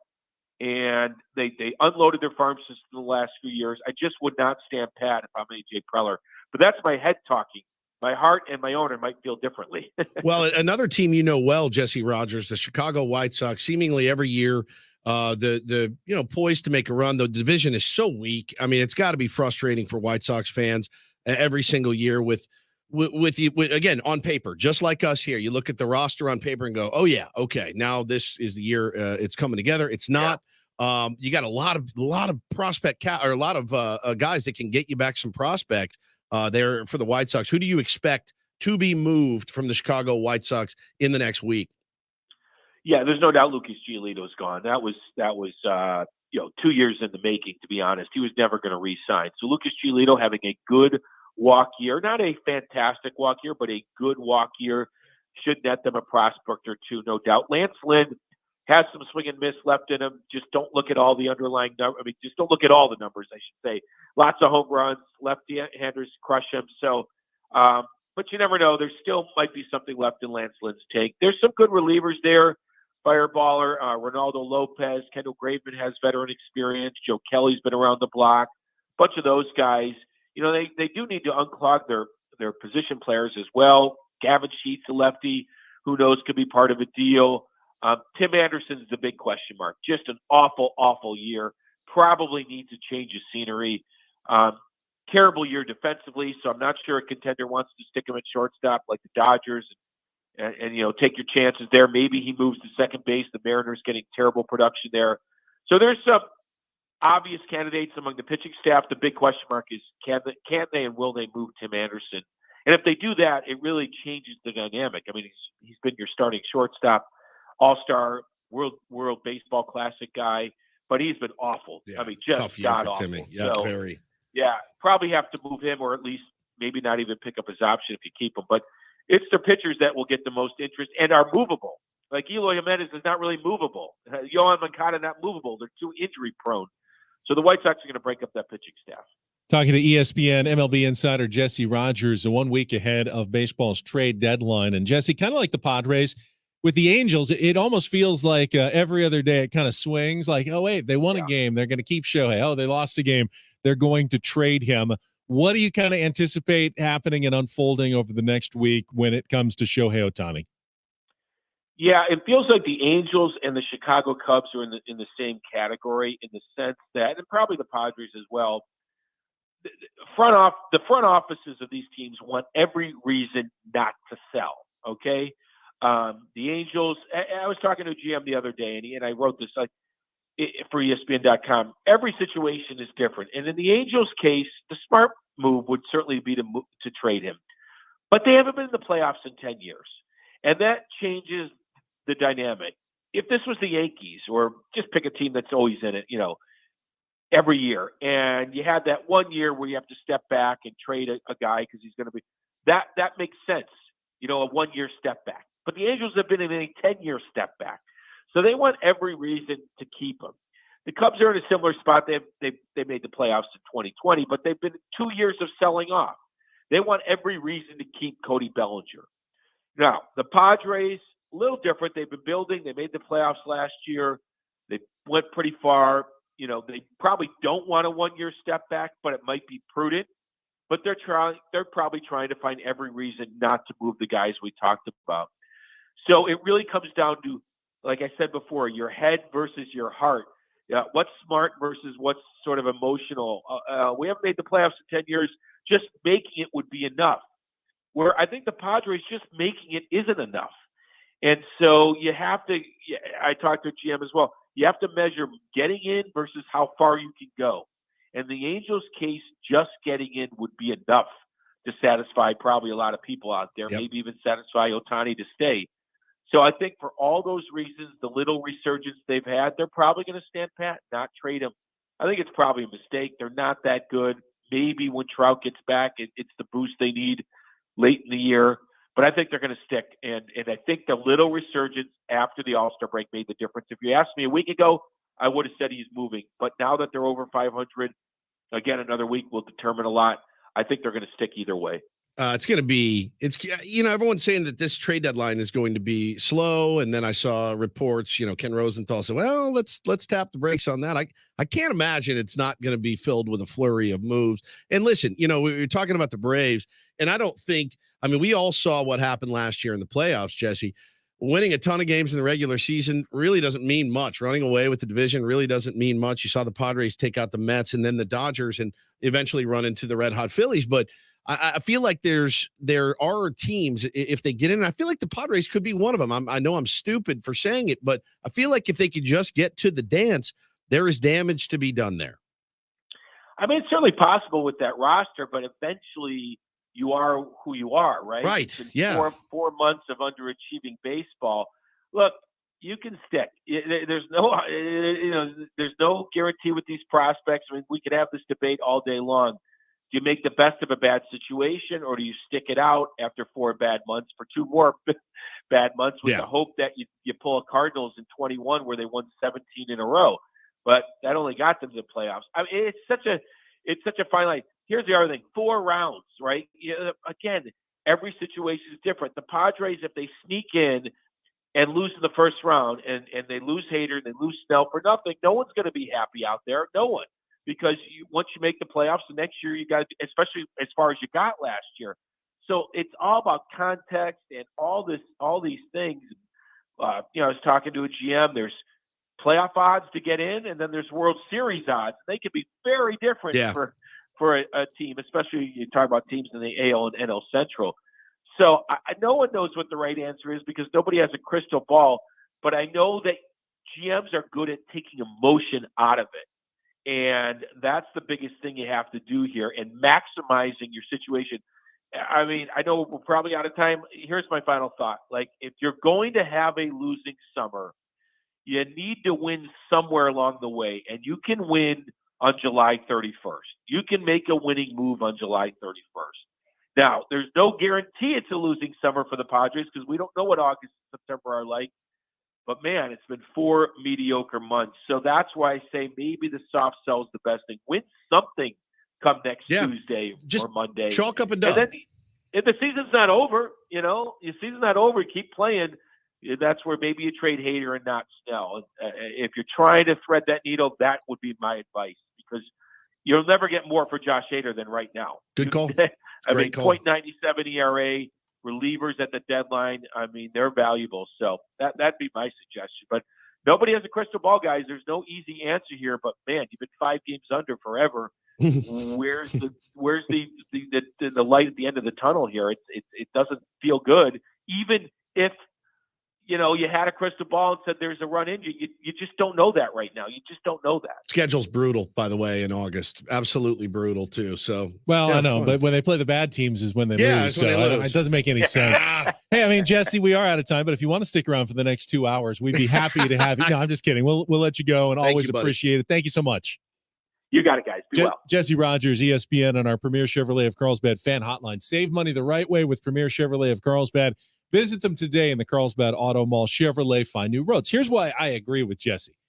A closer is there, so you win a bunch of one-run games. Padres have the worst record in one-run games in baseball. It's not Josh Hader's fault, but they're not taking advantage of Josh Hader at all. So if you can get something for him here, it does make a lot of sense. You can't get any worse in one-run games than you really have already been. And if you do, well, you're not making the playoffs anyway. I like what he says about just collecting a dub of some sort, and that would be, depending on what you get back, that would be a win. Now, here's the counter argument. What's the point of all this? If you're trying to go on a run and trying to get to the playoffs, and you somehow do, then you don't have a closer. And you get to like the National League Championship Series, and it's 5-4 in the 9th against the Braves in Game 7. and Luis Garcia. And you can't throw Josh Hader out there. Then what was the point of You're just hitting yourself in the nuts. It's like if you're going to sell it all, just sell. What was the point of the whole season if you've gotten to that point? And you got to trust some. No, I wish we had Josh Hader. Yeah, Josh Hader right now to close out this playoff incredibly important game. So you can always, as Jesse said, you can always see it both ways, and there's no crystal ball. But that's what we try to do anyway. We'll be back with more Ben and Big Woods. game, Bob Suarez to close it out. Pirates today. Pre-game, 5:40. First pitch, 6:40. A double, an error, an RBI, and a 2-0 Padre lead. The Padres play here on San Diego's #1 sports station, 97.3 The Fan. Hey guys, Matt Coker here from West Coast Men's Health to let you know that you don't have to take Viagra for the rest of your life. Acoustic wave therapy has changed the game. Trust me, I've seen guys come in who have completely given up, only to see them back in the game after going through our treatment program. So call West Coast Men's Health today. Now also treating chronic pain, including neuropathy, fibromyalgia, and plantar fasciitis. Call 619-350-8662. 619-350-8662. Online at westcoastmenshealth.com. The share it with a friend deal. Even if that friend is yourself. Your McDonald's, your rules. And if your McDonald's is all about the classics, we got a deal for you. Buy one wild-caught Filet-O-Fish, tender 10-piece chicken McNuggets, or mouth-watering Big Mac, get a second for $1, or mix and match. Perfect for sharing with, well, yourself. Prices and participation may vary, cannot be combined with any other offer or combo meal. Valid for item of equal or lesser value. Ba-da-ba-ba-ba. Here's what I do when I can't stop thinking about McDonald's frozen drinks. Oh, I grab one. And sometimes I do a little two-step. It's like every sip is my personal turn-up because there are drinks. Then there are drinks from McDonald's. Sip into summer with the chillest drinks, like our new frozen Hawaiian Punch or a frozen Fanta Blue Raspberry at participating McDonald's. Ba-da-ba-ba-ba. This could be the season our team throws a perfect game. Register now to win a new Ken Grody Ford truck, valued at $65,000. If it's a perfect game, it's a perfect Ken Grody Ford truck. Enter to win now at 973thefansd.com and click the contest page. Hello, San Diego. I'm Cowabunga Dave from Coconut Pete Surf Shop, and I have pertinent information. When you have the urge and don't want to splurge, come beat the heat at Coconut Pete's. For adults with moderate to severe plaque psoriasis who are candidates for systemic or phototherapy, now there's Skyrizi, Risankizumab Riza, a prescription-only 150 milligram injection. With Skyrizi, 3 out of 4 people achieve 90% clear skin at 4 months, and Skyrizi is just 4 doses a year after 2 starter doses. Nothing and me go hand in hand. Nothing on my skin, that's my new plan. Nothing is everything. Don't use if allergic to Skyrizi. Serious allergic reactions and an increased risk of infections or lower ability to fight them may occur. Before treatment, your doctor should check for infection and tuberculosis. Tell your doctor if you have an infection or symptoms, such as fever, sweats, chills, muscle aches, or cough, or if you plan to or recently received a vaccine. With Skyrizi, you could achieve 90% clearer skin. Ask your doctor about the #1 dermatologist prescribed biologic in psoriasis and visit skyrizi.com or call 1-866-SKYRIZI to learn more.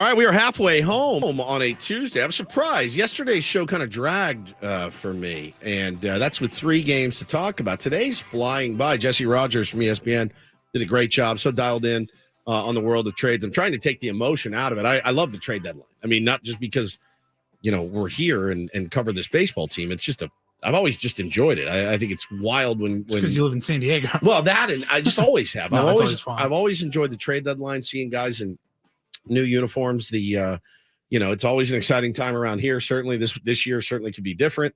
You do wonder, man. You let your mind wander to the place where, the Padres are sitting here 10, 12 games above 500. The conversation in this room and on this radio station throughout the day is, what do we need to get for Shohei Ohtani? Like that, what do we need to give up? It's a no-brainer. If we're 10 games over 500 today, that's the guy we're targeting, right? Period. The end. Yeah. 10 games over 500. We're in here saying we need to get Shohei Ohtani in here.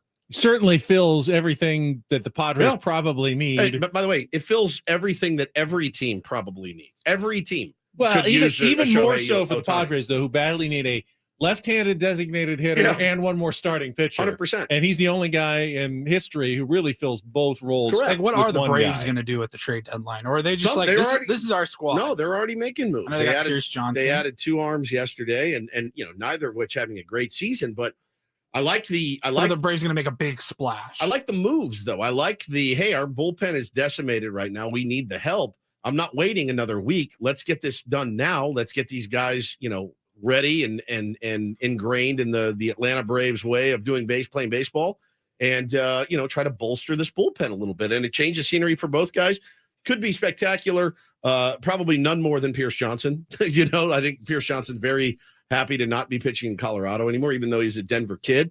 I actually texted with his agent yesterday. He said he's ecstatic to go to an organization like that, beyond in the hunt, right? Like they are going to be a playoff team. Tragedy notwithstanding. So, listen, I like the proactive moves of Alex Anthopoulos. He's proven himself to be a really good GM. I don't know. See, now that's another thing that you have to consider here if you're AJ Preller. It's not simply everything we can do to make up 6 games and sneak into the playoffs. If the goal, that's not the goal. The goal for the Padres is to win the World Series. Can you beat the Braves? Can you get past the team that has been clearly heads and shoulders above everyone else? You beat the team last year that was clearly heads and shoulders above anyone else. I think there's an argument. What a good example. Padres won the season series against the Braves early in the year without Fernando Tatis Jr. So you can make an argument that in a short series, absolutely, the Padres, anything can happen in October.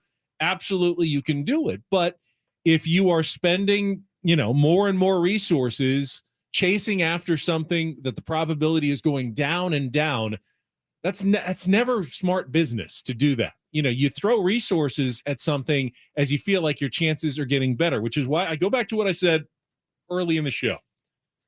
The players that are on the team now, they have to earn, a trade, an additional piece by showing that they're playing well. It's not something you don't make a trade to fix a team. You make a trade to reward a team that is playing well. And the Padres do not deserve at the moment a trade to try to improve their chances.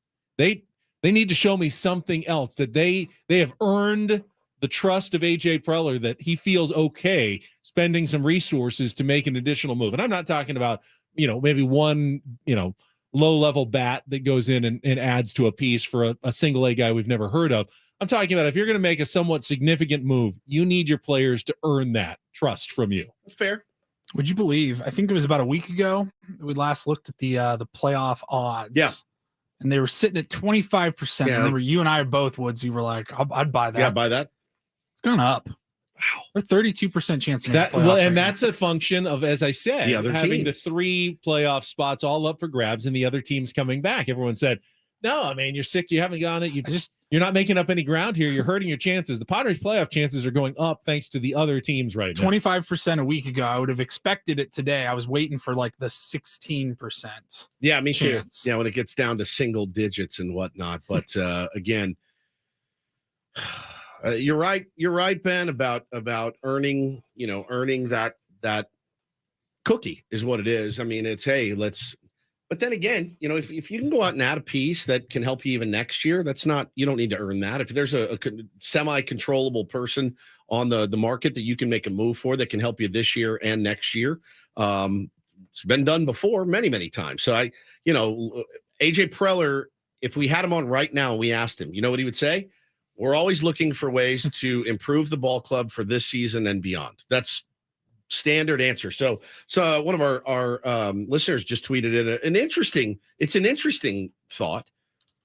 Trade Josh Hader, get the haul back that you need, for him, and then maybe you flip some prospects over to Pittsburgh and get David Bednar back, who was a San Diego Padre, who's under control, and I don't think he's a free agent until 27. That's a pretty savvy move, certainly, and helps scratch the itch of adding another big arm, and then you got a guy that can close. And yeah, there's a lot of different ways you can get creative right now, but I think people need to get out of their heads. Whatever they do at the deadline needs to help them only this year, because, by the way, we haven't done our 2024 season preview. I'll tell you something right now. It doesn't look great. It doesn't look great with the guys that are potentially gone. Doesn't look good. It looks worse than this year. It looks worse than this year. And that's not a good feeling. 100%. The other concern, obviously last year when the Milwaukee Brewers traded Josh Hader, there seemed to be like an emotional gut punch to that team. I'm not as worried about that with the Padres. They're not in the same spot that the Brewers. The Brewers were in a much better spot than the Padres are now when they traded Josh Hader last year. I mean, can the emotions of this team get a lot worse than they are right now? You may need something to shake things up at this point. And maybe a Josh Hader trade has as Jesse Rogers suggested, maybe it has the opposite effect. Maybe it actually, is a wake-up call to some people and, changes some things that need to be changed in the Padres organization. So I'm not totally worried about that. Like, oh, you're taking the rug out from under this team. What rug? Man, they're not standing on a rug right now. They're on roller skates and they're sliding around on an ice rink. But there's no way to handicap this team, right? There's just no way. We've all tried throughout the season to put our finger on the pulse of the San Diego Padres in 2023. There's just no way. They are truly the most confounding baseball team I've ever seen in my entire life. You've got all-star players that are not playing up to form at all.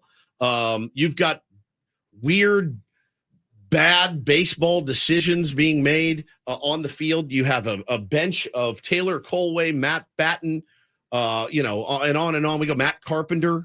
It's hard to handicap. So if they traded Hader, I don't think the clubhouse would erupt in joy, but I don't think they would pack up their bags and go home. They've been mediocre. They're going to stay mediocre or get better. The lack of depth is definitely on AJ Preller. So gnarly. But the lack of depth didn't make Juan Soto, Fernando Tatis, and Manny Machado struggle the last 2 days against, pedestrian starting man. pitching. It's what the it lack is. of depth didn't affect that. It's up to those guys to come through when the Padres need them to come through. And while they have enough times that their numbers actually, that's the crazy. The numbers on all those guys look pretty decent at this point. Surface level. But when they've really needed them, to step up and fuel a winning streak, they've all shrunk at the wrong moments this year. Even Tatis, the last couple of days. Feels like the kid is clutch. He's got the best batting average with runners in scoring position on the team. Seems to come through more than anybody else. But even the last 2 days. What do you see? 2 pretty critical at-bats last night late in the game. I think you saw 3 pitches total. Yep. Rolled over to shortstop 3 times and popped out on a 2-0 pitch. That wasn't a good pitch to swing at. They're just not great at-bats from Fernando. And by the way, I think his OPS in July is still like 860. It's fine, but he's only hit 2 home runs this month.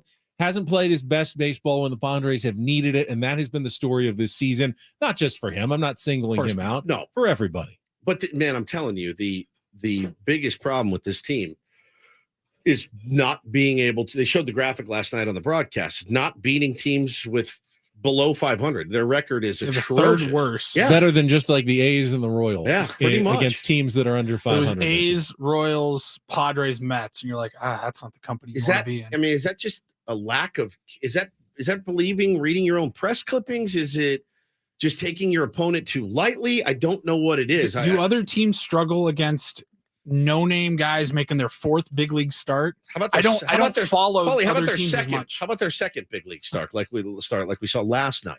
Like, I'm not following other teams like I follow the Padres.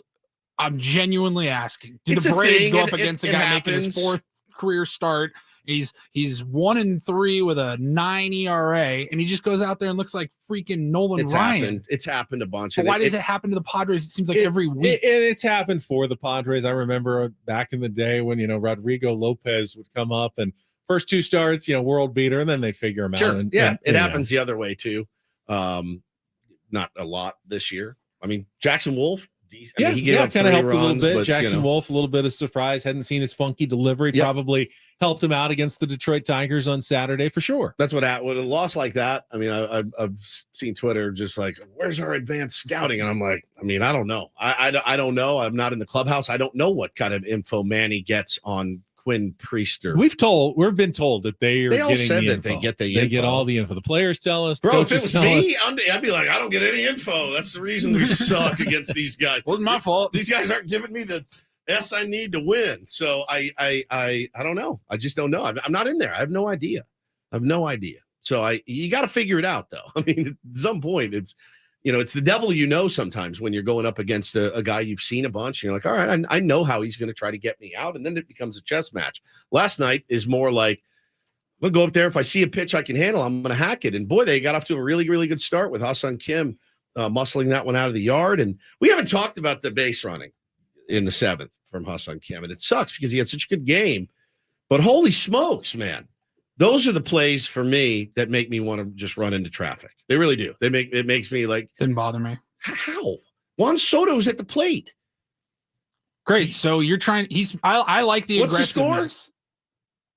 Down 4, 8-4, 8-4 in the 7th. 8-4 in the 7th. You got runners on runner on 3rd, or runner just a runner on 1st. That's it. No. I thought there was another runner. No one in scoring position. Are you sure? Yes.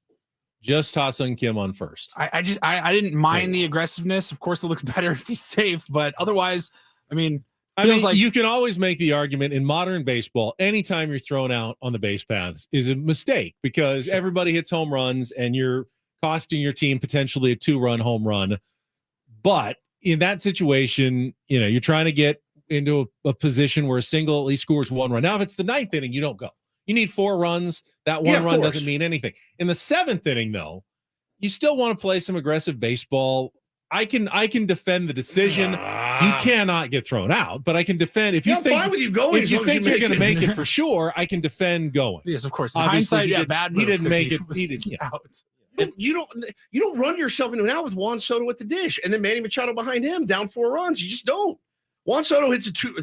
I swear to God, there was a guy on 3rd. Maybe I'm wrong. Happened. Let's say he hits a 2-run homer, so now it's 8-6. Happened in Detroit on Friday when Fernando Tatis Jr. was on 1st. Juan Soto was at the plate, and Fernando Tatis Jr. barely made it at second base, stolen base. Soto homered on the next play. No one talked about it because he made it, but it was obviously Hey, you could have just stood on first base and scored on a 450-foot home run. You didn't have to go, Well, but there's your no one complained about it Grisham flew then out. because he made it. Okay. Grisham flew out. Kim walked. Tatis flew out. That's and then right. He got caught stealing. So, but again, you just said, what did Juan Soto do? He homered. He homered. Right. How do you, But no one complained about Tatis going. We should be ripping Fernando Tatis Jr. for even thinking of going in that situation. What inning? It was the first inning. Okay, different. Different? Yeah, massively different. Massively different. I mean, you're down 4 runs. You got a guy on. That's how a rally starts. Juan Soto hits a double. It's 2 outs, though, and Or just a grounds out to runner on second, first and then base. what I do we mean, do? if you get even 1 run there, that makes the comeback easier in the next 2 innings. If you can just get that 1 run home. What if you now get you're 2 down with a 3. Juan Soto homer who's been hitting homers? And then Manny Machado's behind him. I like the aggressiveness. I like Kim. If he gets to second base, puts pressure on the pitcher to not give up a You're base kind hit. of making the Soto argument walks. to never go. No, I'm not. I'm not. Which I respect. I'm not, but you're chasing 4 runs, guys. You're chasing 4 runs. If I you're don't up 4 runs, I have no problem you get thrown out. None. Putting the pressure on. I'd have a bigger problem if they were down 1. The score shouldn't matter that much. You're always trying to score as many runs as possible. So Well, if I get that. If it's a bad idea to go in the 7th inning, then it's a bad idea to go in the 1st inning No. or the 3rd inning. Unless it's the 9th, really, unless it's the 9th inning, you should always be doing what is going to help you score the most runs in an inning. I disagree. I mean, Juan Soto's at the plate and you get thrown out at second base. Then never go. Down 4. Then never go. Sure. With Juan Soto, at the plate. Then never try to Sure. steal with Fine. Juan Soto at the plate. Now 2 outs. Or Tatis. What does it matter whether there's 2 outs? Because you just ran yourself out of an inning. Yeah, but Juan Soto didn't get to swing the bat. If there was 1 out, would it have been way better? No, but now the inning's over. The inning's over. Yeah, but Juan Soto still came up the next inning, with nobody on, just like he would have come up if he'd gone with 1 out, Right, thrown out. But still, how do you doesn't not change the how do you- situation, though. How do you not see that they ran themselves out of Yeah, an inning I on the base do, paths? but you're arguing Down that 4. never steal with a power hitter at the plate because they can always score you from first. I said I respect that argument. I but think that's you're not probably agreeing how I that that's feel. what your argument is. I think that's probably how I feel. If I break it down, when a guy's behind you, you're chasing runs. Why the F would you ever run yourself into an out? Ever. When you have, if you're up 2-0, why would you do it? And Manny Machado behind you, the hottest hitter in July in baseball. Then don't ever go. There's a lot of baseball people, sabermetricians, who would say, don't ever steal. It's never, unless you're 100% and no one's 100%, you're costing yourself runs by even trying to steal. But when you don't, it really looks like you're a very stagnant team that just stands around waiting for something to happen. And that, Padres tried that early in the season. Remember when Bob Melvin was like, hey, the numbers say we don't go. And then they started running a little bit more and felt like the offense picked up because of it. It's a fine line there between doing what the numbers tell you to do and doing what feels like exciting good baseball. You're telling me the numbers, exciting good baseball is not what I care about. I care about winning. The numbers basically tell you don't go. Yeah. Then you shouldn't go. Never. With Juan Soto. No one with anybody at the plate. Don't steal. No, that's not true. It's really pretty true. It is really pretty true. I think there's a time and place. And by the way, I mean, Hassan Kim, great night. Not on the board. I mean, you without him. You have to make it like 90 to 95% of the time for it to be an added value to steal. Otherwise, you're costing yourself too many outs and too many runs on the back end. Yeah, there are guys. I mean, look, I'm ultimately, these guys are on their own out there to make the smart decision, just like he was when he got thrown out at third to kill a rally a week ago against the Mets. Listen, I understand trying to make a play here and there. I understand trying to press the issue. But when you're down 4 and your meat of the order is coming up, anchor your ass to first base and see what happens. And if Juan Soto, hey, is it out of the realm of possibility, guys, that Juan Soto would draw a walk in that, since he leads the universe in walks? And then who's coming up? Manny Machado. One swing, you're down a run with 9 outs to play with or 8 outs to play with. Very well thought out argument. And I don't disagree with you. How do you look at that and go, hey, that's a heads up aggressive play? It's stupid. I don't. Dumb play. I don't. If you get thrown out, it is clearly a dumb play. If you thought you were going to make it, you can make the argument that it's not a bad play. Pass ball, it squirts away from the catcher. Fine. All right, let's take a timeout. We just saw some pretty shocking news from the world of basketball involving the LeBron James family. We'll have that for you when we come back after a check of traffic here on 97.3 The Fan.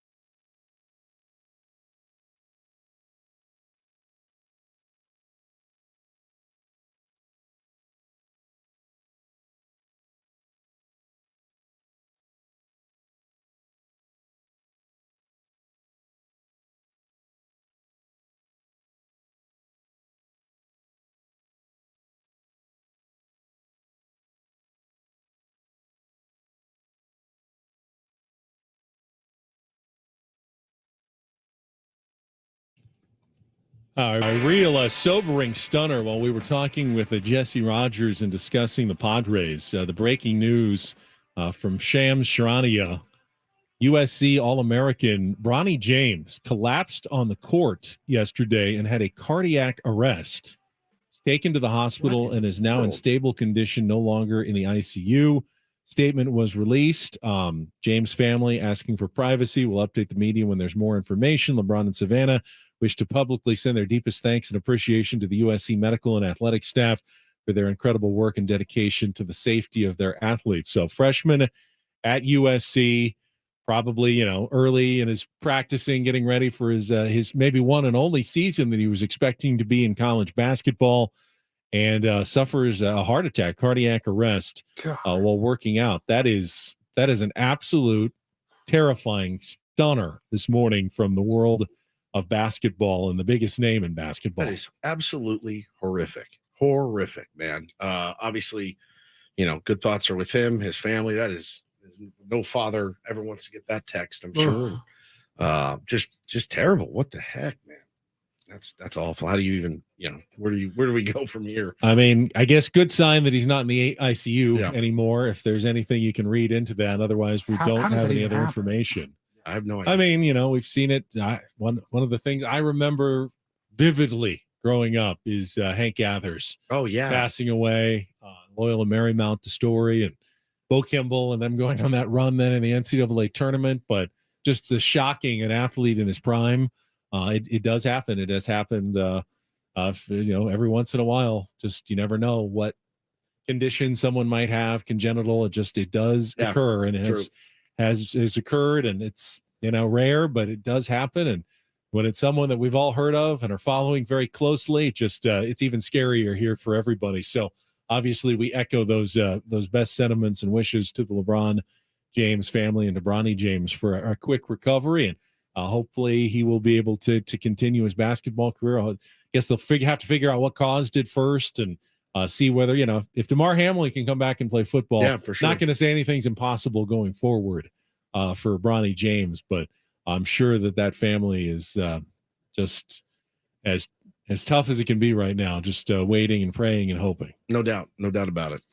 Wishes for health and, to get back on the court if that's what you desire and you're allowed to do so. But yeah, it's just a horrific story. Horrific. I thought it was fake when I saw it. I had to double, triple check. Now that you're back on X this morning for the first time in months, you see a story like that, I would think my first inclination would be double check.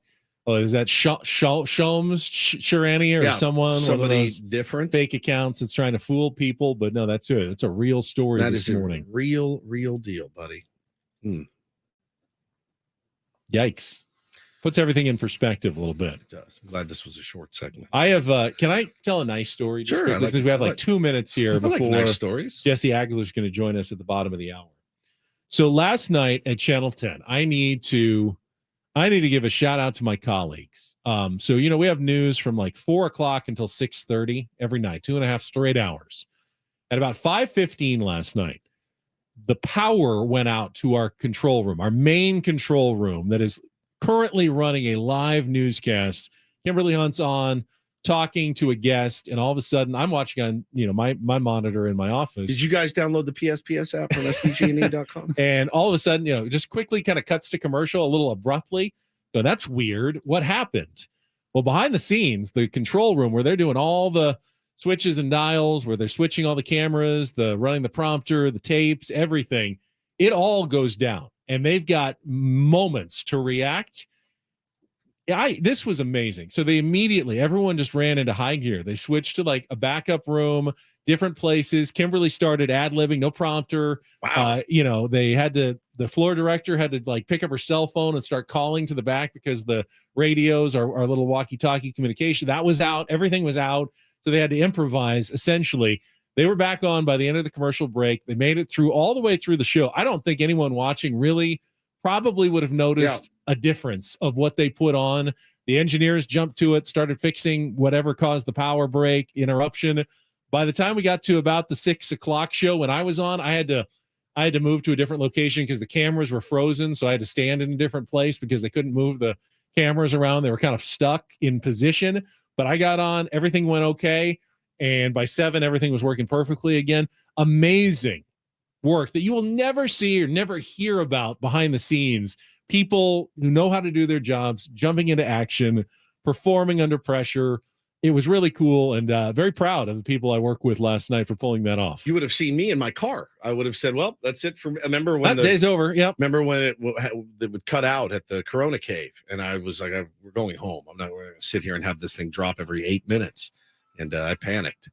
You don't want me there. That's why TV, Ben, the true professionals. And like everywhere else in media, not as much staffing as we used to have. So many people are trying to fix everything all at once. What did you do? Just stay out of the way? I didn't really know what was happening until I came out for my 6 o'clock sportscast, and I had to go, why do you need me over here? They said, oh, the cameras are frozen because we lost all the power. You didn't know? I go, no, I saw us go to that weird break, but everything seemed fine after that. So I was as in the dark as everybody else, really. Ben comes out wiping like chicken breast and blueberries off his mouth. No, what happened?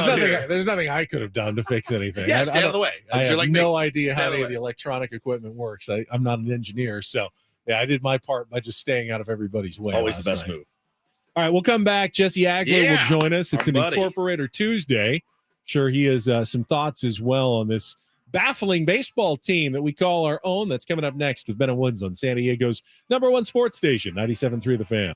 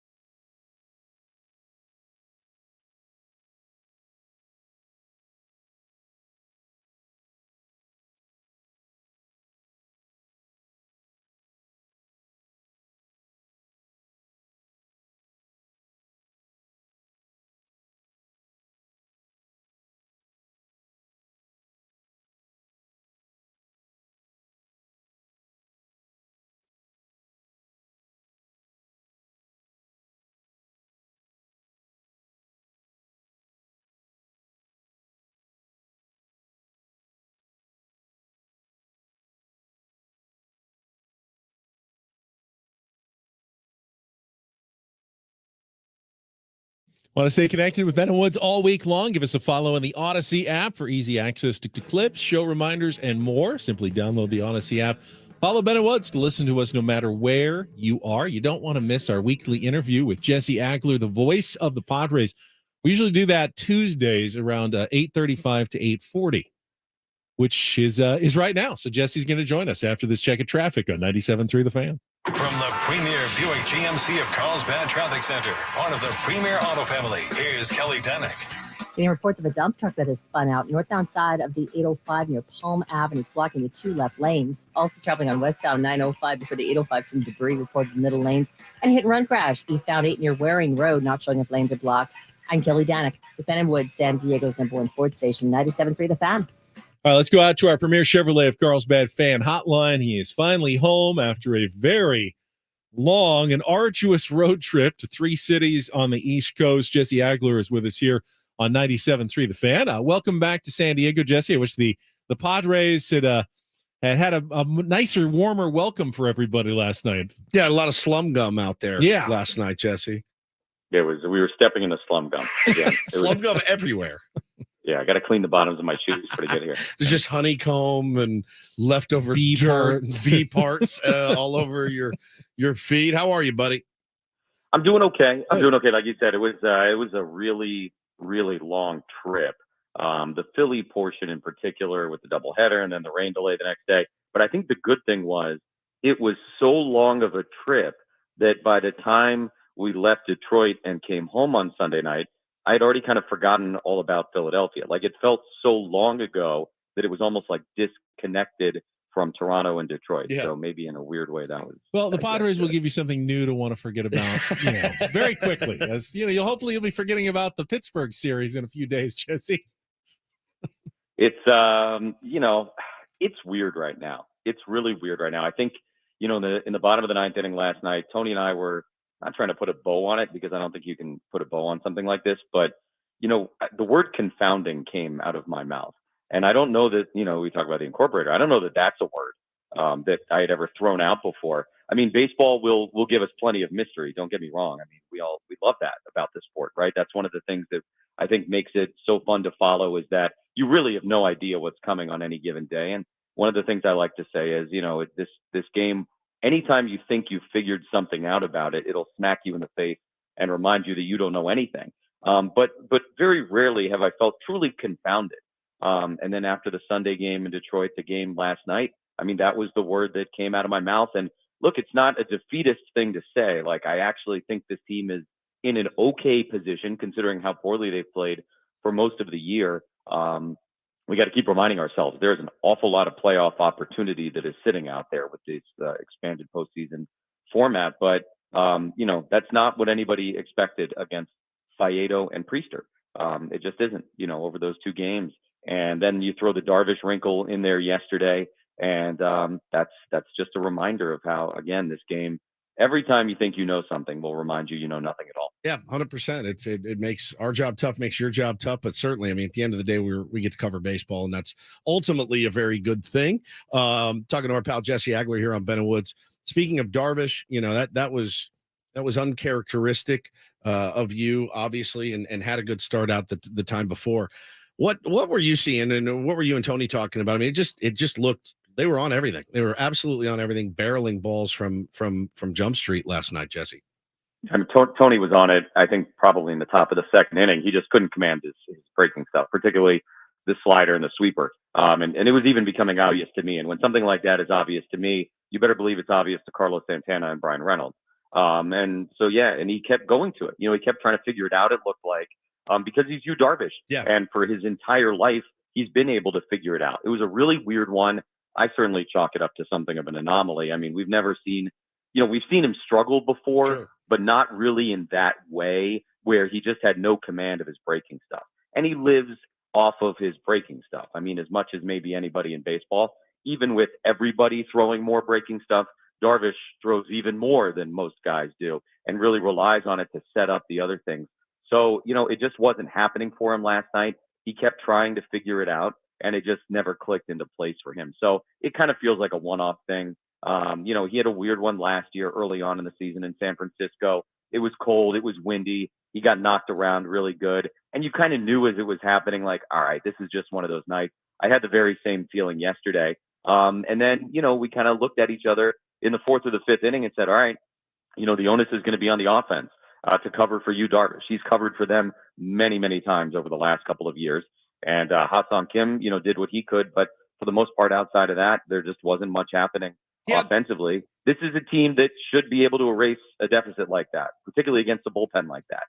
Not that it's an easy thing to do or an automatic thing to do, but it just didn't happen last night. That's what I was trying to explain to somebody last night is I think I would have probably pulled him earlier. Obviously we have the benefit of hindsight, but he was getting smacked around. But, you make the point too, and I tried to make it this morning of, he's been able to find it so many times in his career that Bob Melvin looks down at the bullpen and goes, I'll take Yu Darvish trying to find it better, more than some of the guys I've got down there to try to cover the rest of the innings, if you have to pull them out in the fourth inning or something like that. So that's what I was trying to say without making excuses for Bob Melvin with a not so quick hook last night.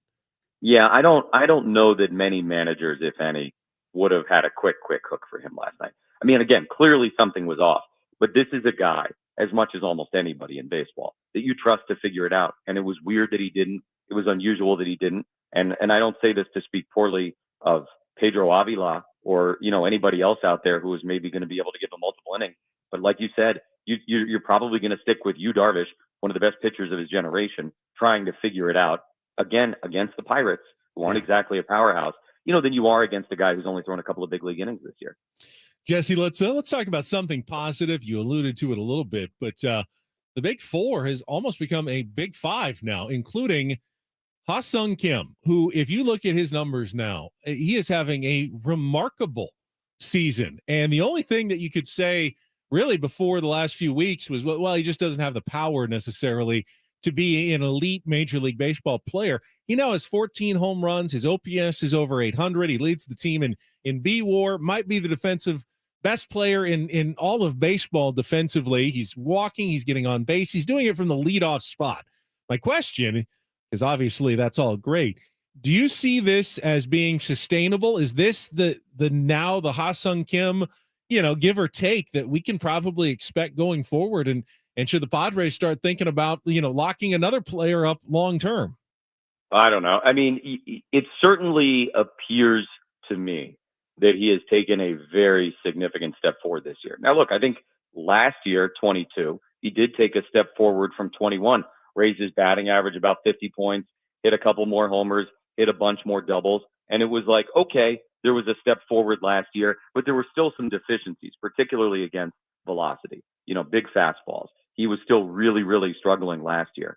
And this year, he's taken another step forward. Overall, the batting average last year, 252. I think he comes into play tonight at 270. The power is up, and he's hitting velocity as well as you could ever ask him to do. And he's worked his tail off to do that. He hits off that velo machine, it sounds like, every single day, down underneath, where the machine throws you a high-octane fastball. And he just does it every day. And it has certainly shown on the field that he's able to handle pitches like that in a way that he really couldn't a year ago or even at the beginning of this year. The defense, as you said, has been extraordinary. One of the best defensive players in baseball this year, and a guy who can do it at three different positions on the infield, as well at third as he does at second, and as well at second as he does at short. And that wasn't even the case early this year. He struggled in the first month of the season at second base. There were some ugly, ugly moments over there defensively for him where he didn't get to some balls. And it was kind of like, what is going on? This guy's a great defender. And it was just a matter of adjustment and working. And, it's a really good reminder for all of us in this game. It's not just going to be automatic all the time. And, if a guy of a certain talent and caliber is able to put in the work and does put in the work, you're going to see improvement. And that's what we've seen both offensively and defensively from Kim this year. The power is impressive. He hit 30 his last year in the KBO. I think prior to that, he had never hit more than 23 in Korea. I don't know that we can expect him to ever be a 30 homer guy here, although obviously that would be pretty extraordinary. But he has certainly taken another step forward, and he's a critical piece, as you said. You talk about him now, I think fairly, especially with the way their bats are going, with those other four guys, and having Kim out of the leadoff spot against lefties and righties really does extend the lineup in a significant way. And if if the other 4 are all doing, what we all expect them to do, that's going to be a really, really difficult thing for any opposing pitcher to handle. Talking to our pal Jesse Agler here on Ben and Woods this morning. Trade deadline season, Jesse, for a baseball fan growing up, always fun, right? I mean, we all love the trade deadline this year. Should be good. I mean, there's going to be guys on the move. There's going to be teams unloading. There's a lot of rumors flying around about the Padres, what they should not do. And, you don't have to mention any names or anything like that. But when you look at it, it's certainly never a dull moment in San Diego for this week, ever. I mean, we're all on pins and needles seemingly every year. This year feels a little different than years prior, but I still expect it to be a fairly exciting time around these parts in the next week. I mean, that's the case everywhere. It really is. I mean, unless you're just totally out of it and you don't have anything to give up. If you're like a true bottom feeder, but even those teams, like the Tigers are probably, going to trade a starter, maybe 2, maybe a reliever as well. So it's like, all right, like that's kind of interesting if you're a Tiger fan. Like, what are we going to get back? But you're right. I mean, it's been a huge part of the storyline here each of the last couple of years, as it is generally for any contending team. Just to go back to something I kind of breezed through a little while ago, I think we all, as fans of this sport of MLB, are still sort of recalibrating our brains to this playoff format. There are going to be years, and I don't know that this is going to be one of them, but I'm telling you right now, there are going to be years when like 80, 81, 82 wins gets you in. Sure. And like I said, we'll see where it ends up this year. I think last year was 87 in the NL. 86 in the American League. But like, it's going to happen. And so for a team who's sort of hovering around or just below 500 in the last week of July, and that's where the Padres are at, of course, this year. In the past, you would have said, all right, hey, do we have some pieces to sell? Let's see what we can recoup. Let's see what value we can get back for them. And I don't know that that's the case anymore, both in terms of the trade deadline and just in terms of how we talk about this team right now. Are they underperforming expectations on the outside? Of course they are. Nobody expected them to be in this position. Not even close. But are they in it? They are. Like, even though they haven't won 4 in a row this year, even though they haven't gone on the run that everybody's waiting for them to go on, like, they're in it in the National League. And, that is a result very much of this playoff format and the number of opportunities that exist in front of them. And quite frankly, those other teams that are in front of them, none of them are powerhouses. They really aren't.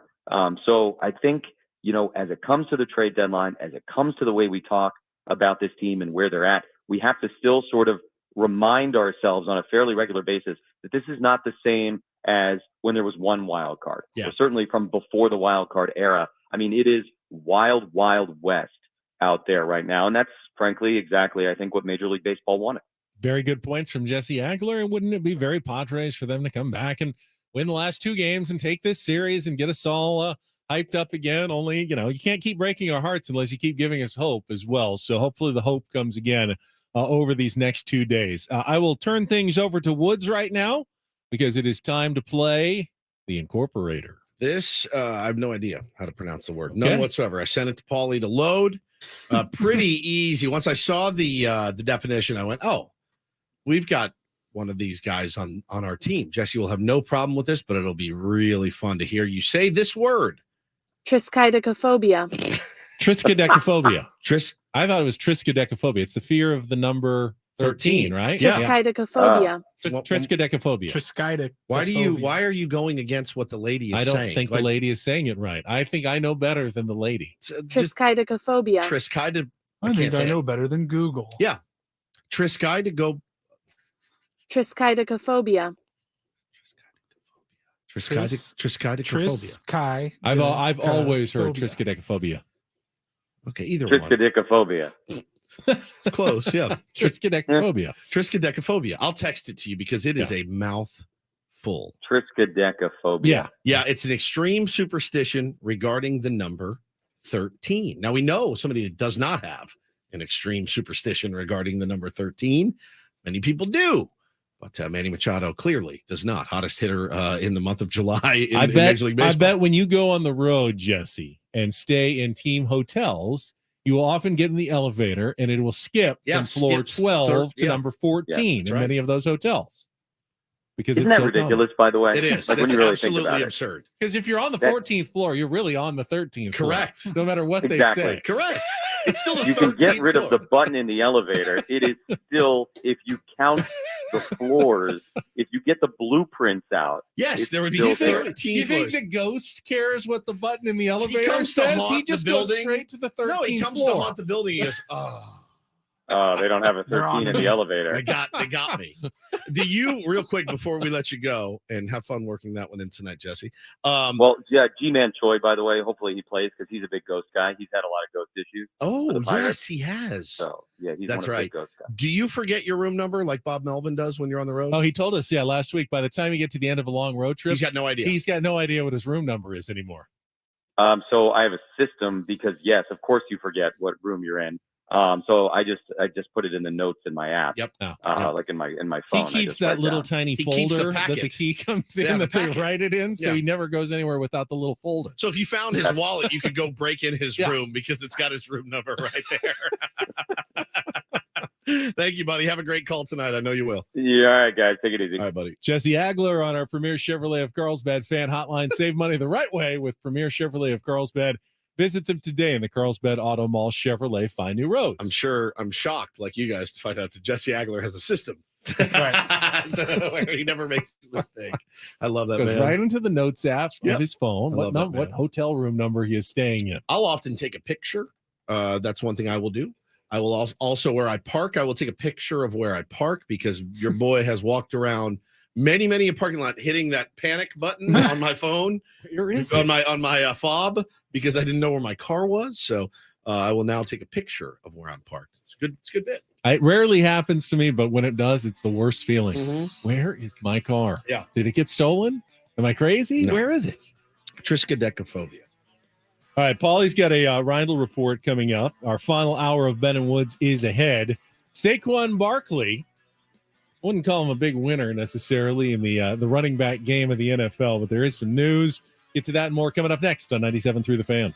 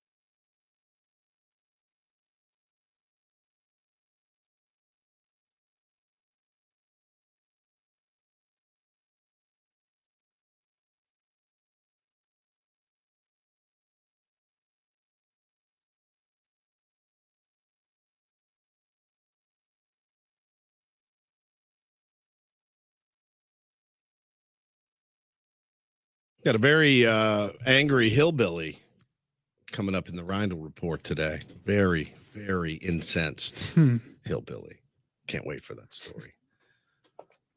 Looking at some trade rumors, Jeff Passan posted an insider piece at ESPN.com this morning of the Padres. He says that teams have called about Josh Hader and Blake Snell, but as of this point, the Padres really aren't actively listening to trade offers from other teams about those two players. Now, Jesse Rogers told us earlier that he thinks the Padres should listen on Josh Hader, should not listen on Blake Snell. They need to keep their starting pitching at least for the end of the season. Well, he likes the idea, and he, I guess, probably hasn't watched much Padres baseball this year. He likes the idea, Ben, of cobbling together some outs in the ninth inning with what you got. And called it a soft sell. Yeah, it is a soft sell. And get rid of Hader, who's going to fetch a big return. If you're going to move somebody, I'd say out of the two, I would probably lean in that direction because, your hope. We haven't really used Josh Hader much at all, to be honest with you. We're not really in those close one-run games.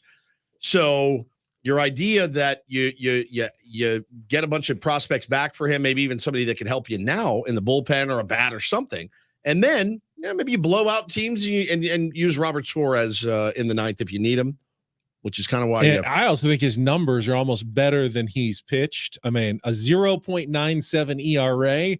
I mean, you could sell that pretty easily. Yeah, and I'm not saying that Josh Hader isn't good, but there's been a couple of moments where he's given up some big hits this year. There's some dicey. He hasn't been perfect yet. Those numbers scream, top elite, top dollar. We are paying whatever we can pay to get this closer to be our lockdown guy for a team that needs one for a playoff run. So I certainly understand that. And of guys that are not locked up long term, whether it's beyond this year or after next year.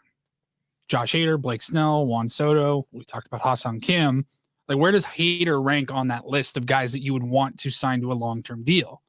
It's pretty low for me just low. because it's a reliever. I mean, I like him. I love him. He's fantastic, but he's going to cost a fortune. And that's not where the Padres need to invest as much. They need to find bullpen help, but so many teams have found it with guys you haven't even heard of. I mean, half the teams the Padres face bring in a nasty closer, and I got no idea who this guy is. Where did he come from? Throwing nasty stuff. You don't have to pay top dollar for a closer. So, I don't think I would really be looking at a long-term contract for Josh Hader. Did you see the other rumor that was floating around yesterday? Wrote about it in the Big Lead.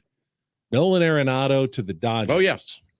Is one that's being talked about. The quote I saw was that the Dodgers are enamored with Nolan Arenado and that Nolan Arenado would most likely waive his no-trade clause to go play for – Is he an LA guy? Is he Orange County? Is he Orange County guy? I thought he was an LA guy. It feels like that sounds familiar. Anyway, Max Muncy's been Max Muncy has been awful. Yeah, at third base. Now he's hit some home runs, but I mean defensively, bro, that's such a massive the Dodgers upgrade. Infield has been really poor. I mean, obviously it hurt when Gavin Lux was lost for the season there. In spring training game against the Padres, wasn't it? Rojas hasn't done much. No, so an upgrade on the infield would be huge for them, and it's hard to think of a much better upgrade on the infield with guys that could be available than getting Nolan Arenado. So, that's something to keep an eye on as well. Grew up a Dodger fan in Orange County. Yeah. Brace ourselves for that. Now, do they have they always have the prospect. Of course capital, they do. Come on. Then they sign Ohtani in the offseason. That's the nightmare scenario that we don't want to even talk about. Super Dupes fun, man. Super Dupes. Love baseball. Gotta love baseball. All right. Well, instead of talking about that, let's get some Reindl Report headlines. That makes me want to kill myself. Arenado and Ohtani. Yeah.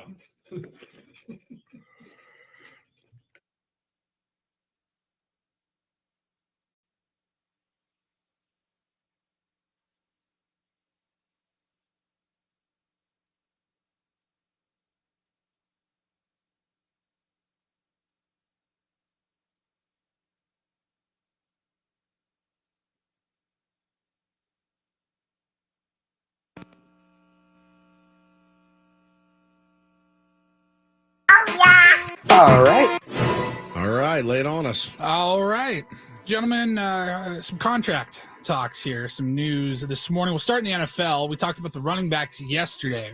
running backs across the league got on a Zoom, talked about their worth as a position, and just sucks. It really sucks for running backs. The sentiment was the better we do, the better the year that we have, the more we get screwed over. They get dinged for because, you ran for 2,000 yards last year. You're going to be dinged up. You're beat up. Yep. And so Saquon Barkley, somebody that is every year a victim of the franchise tag, it seems, he showed up to camp and he signed a adjusted franchise tag with the Giants. Okay. So he's going to be $10.1 million fully guaranteed for 1 year, up to $11 million with incentives. The tag was adjusted to add $2 million as a signing bonus, as well as those extra incentives. So essentially, Saquon Barkley, he had no choice. His options were sign it or don't play and don't get paid. Don't accrue another year and just stall your career out. Now, Josh Jacobs seems to be taking that option with the Raiders. He's saying, not going to do it, not going to sign it, not going to show up, at least not for a very long time. Saquon Barkley, you know what he held out and got?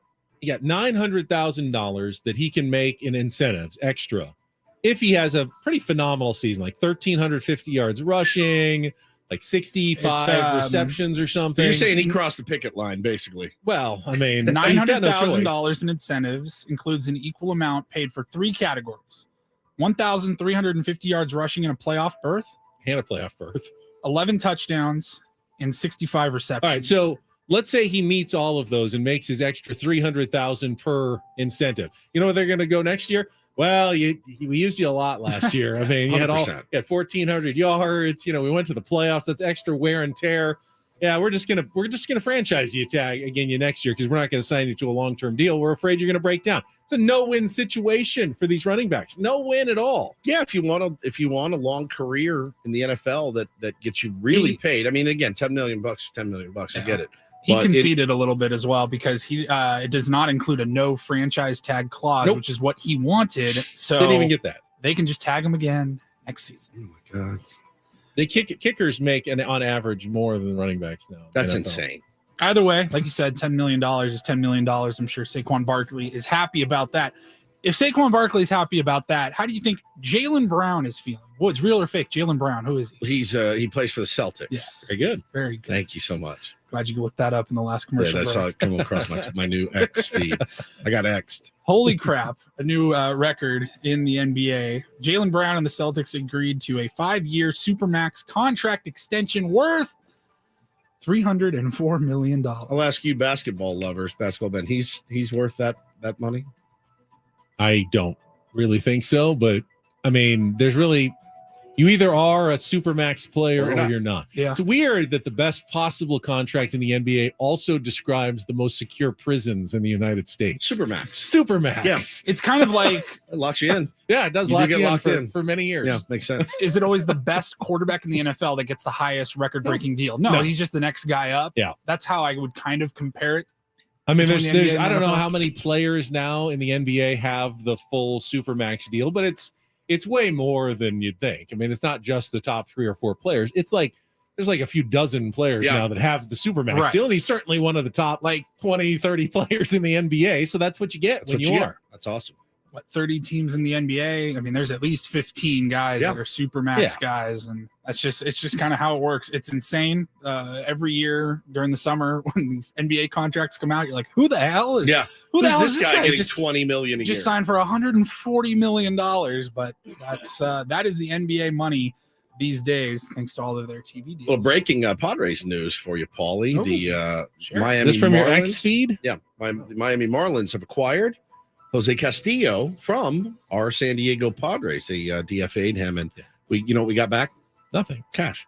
Yeah. I mean, you don't have to offer much when the alternative is he's going to be released in a few days anyway. They just jumped to the front of the line by got some cash, offering a little cash. He's been optioned to AAA Jacksonville. They had an opening on their 40-man, so didn't have to drop anybody. Had want to take a chance on Jose Castillo, left-handed reliever. Did not have a good debut at all for the Padres this year. It's tough. He had worked his ass off to get back from a lot of health issues, and they're going to take a flyer on him. So we got a nice fat sack of cash. I wonder how much. Needed to DFA him to make room for Jackson Wolf, I think, the other day, right? Yeah. Okay, there you go. And we'll wrap it up with a local story here. I'm reading from one of Ben's colleagues, Michael Chen, on 10 News. What's going on at your beloved Encinitas Ranch? Place near and dear to my heart. Down the street, play a lot of golf there. We have played a lot of rounds of golf there. Woods open there. Have you seen the group of e-bikers who are just running amok around Encinitas Ranch and vandalizing the course? They're angering the golfers. They're riding their e-bikes. Not only are they vandalizing the course, but I talked to a neighbor of mine the other day. He was one of the guys whose ball they stole. So what they did was they that's crossing the line 100%. So they hid out in a little area on their little e-bikes. So guys all hit their drive, so down the middle of the fairway. Then the dudes take their e-bikes and they pedal their ass over across the fairway. They pick up the balls and they let the people see them like, hey, what are you doing? And the kid goes, is this your ball? And they're like, yeah. And then they take off. Yeah.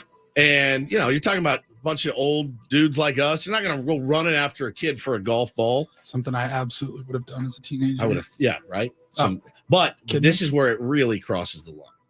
Is they were tearing up the greens on their e-bikes, just skidding out. And that's a lot of damage. That is a lot of damage. So very expensive. The man first saw 4 youths on e-bikes on their 9th hole as the teens grabbed 3 golf balls that had just been hit. Said, hey, is that your golf ball? They said, maybe. And then they took off. Right by the range. That's in the middle very of the course. brazen. Yeah, I know, very that's brazen. like right there where That's all right the there. action is. Brazen. I'm surprised that one of the assistant pros there, who we know. Do we know somebody that works didn't there? run out there and, hey, young dumbass kids. He said they tried to catch him, but those things go like 30, 35 miles an hour. They're running Y'all around. slow down. They can't get him. Run like you used to. They can't get him.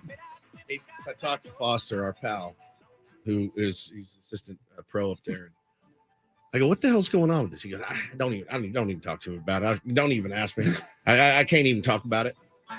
And I said, well, what's going on? What do you guys do? He goes, listen, steps are being made, and that's all I can say. You just don't put my name in anything. They're laying booby traps. I could see Foster 100% as Bill Murray in Caddyshack in full camo at the top of a tree with not a rifle that's going to kill them, but maybe a BB gun of some sort. I dare you, you little sons of bitches. Get over here. Come here. Make a move. Make one move. Make one GD move. It's funny you say that because Paul got this story from my colleague Michael Chen. You didn't see the story yesterday.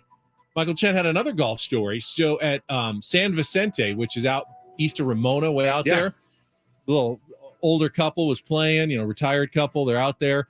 Someone in like full camo gear is hiding in the bushes and shooting people with airsoft rifles, like snipering them on the golf course. BB gun. Yeah, she got like hit in the neck and she was like, in the neck. What's going on? She like went racing after the guy. There's a guy like full military snipering golfers on the course out in East County as well. I know golf gets a bad rap sometimes, but holy cow, can you just let us have this? It's our piece, please. It's my piece. It's where I lose myself and find myself out on the golf course. Reading this Encinitas Ranch story here. Mike Mack was the name of one of the golfers. It says Mack says when they talked to employees about it, there was an instant recognition. Quote, they said, those kids, they're back. They're back. They've been terrorizing course for 2 to 3 weeks. Oh, don't you? Hey, and I'm telling you, if you're one of those kids and you happen to be listening to this radio show, don't let Foster get his hands. Do not let it, because they'll never see you again. Okay? Hey, trust me. I know places. I ain't never gonna find anybody. Trust me. I cleaned up. If you are one of those kids and you listen to this show, you're not a tier 1 anymore. You're out. You're banned. You're out. And by the way, it's the biggest punishment that I can think of. If you're the parents of one of those kids, you should be ashamed of yourself.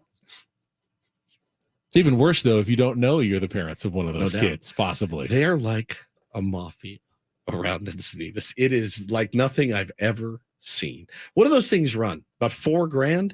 E-bikes? Yeah. I don't know. Especially the good ones. Ooh, It I've sounds never like they've used got one. some fast ones. I'd like to rent one. And Yeah, I used to pedal my ass everywhere I went to go. If I wanted to go to 7-Eleven to get a Slurpee, I had to get on my 10 speed. You can't do a lot of damage pedaling around the grass on a golf course. Not especially You just not fall on right a over. 10 speed. No. Or even my mongoose wasn't going to tear. When's the up last time you golf rode a course. bike? It's been. I feel like It's been so long. They say, oh, it's just like riding a bike. No. I feel like I forgot how to ride a bike. I would one. I don't think I can go straight. I don't think I can. Could you question? Because this, I feel like we could dig on this. Were you a bike rider, No. Benjamin? No, I mean I've done it a few times, but I was never really good at it. I just wish I. I'm not a balanced person. Now, maybe after years of Pelotoning, would that help? Like, would all of a I don't sudden know. I could I could ride a bike. So what did you do when you were a kid? You didn't skateboard. No, I just walked places. Walked to 7-Eleven. Explains the cabs. Walked, I walked everywhere. Walked to school, walked back, walk.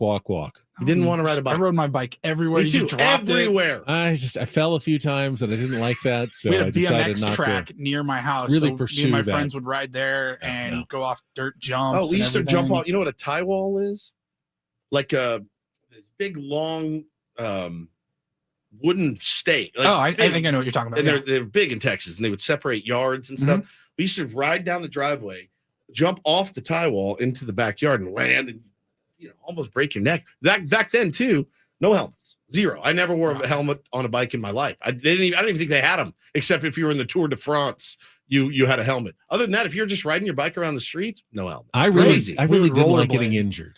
I was very anti getting injured. Even now, today, I remain anti hurt yourself. It was so stupid, but we would rollerblade a lot. We'd play like street hockey or something in the street, and there's always one kid that'd show up with elbow pads, knee pads, the helmet. You made fun of face him. guard. Yeah, you made fun of that kid. I don't know why, but you get did. crushed. You get crushed for wearing a helmet when I was a kid.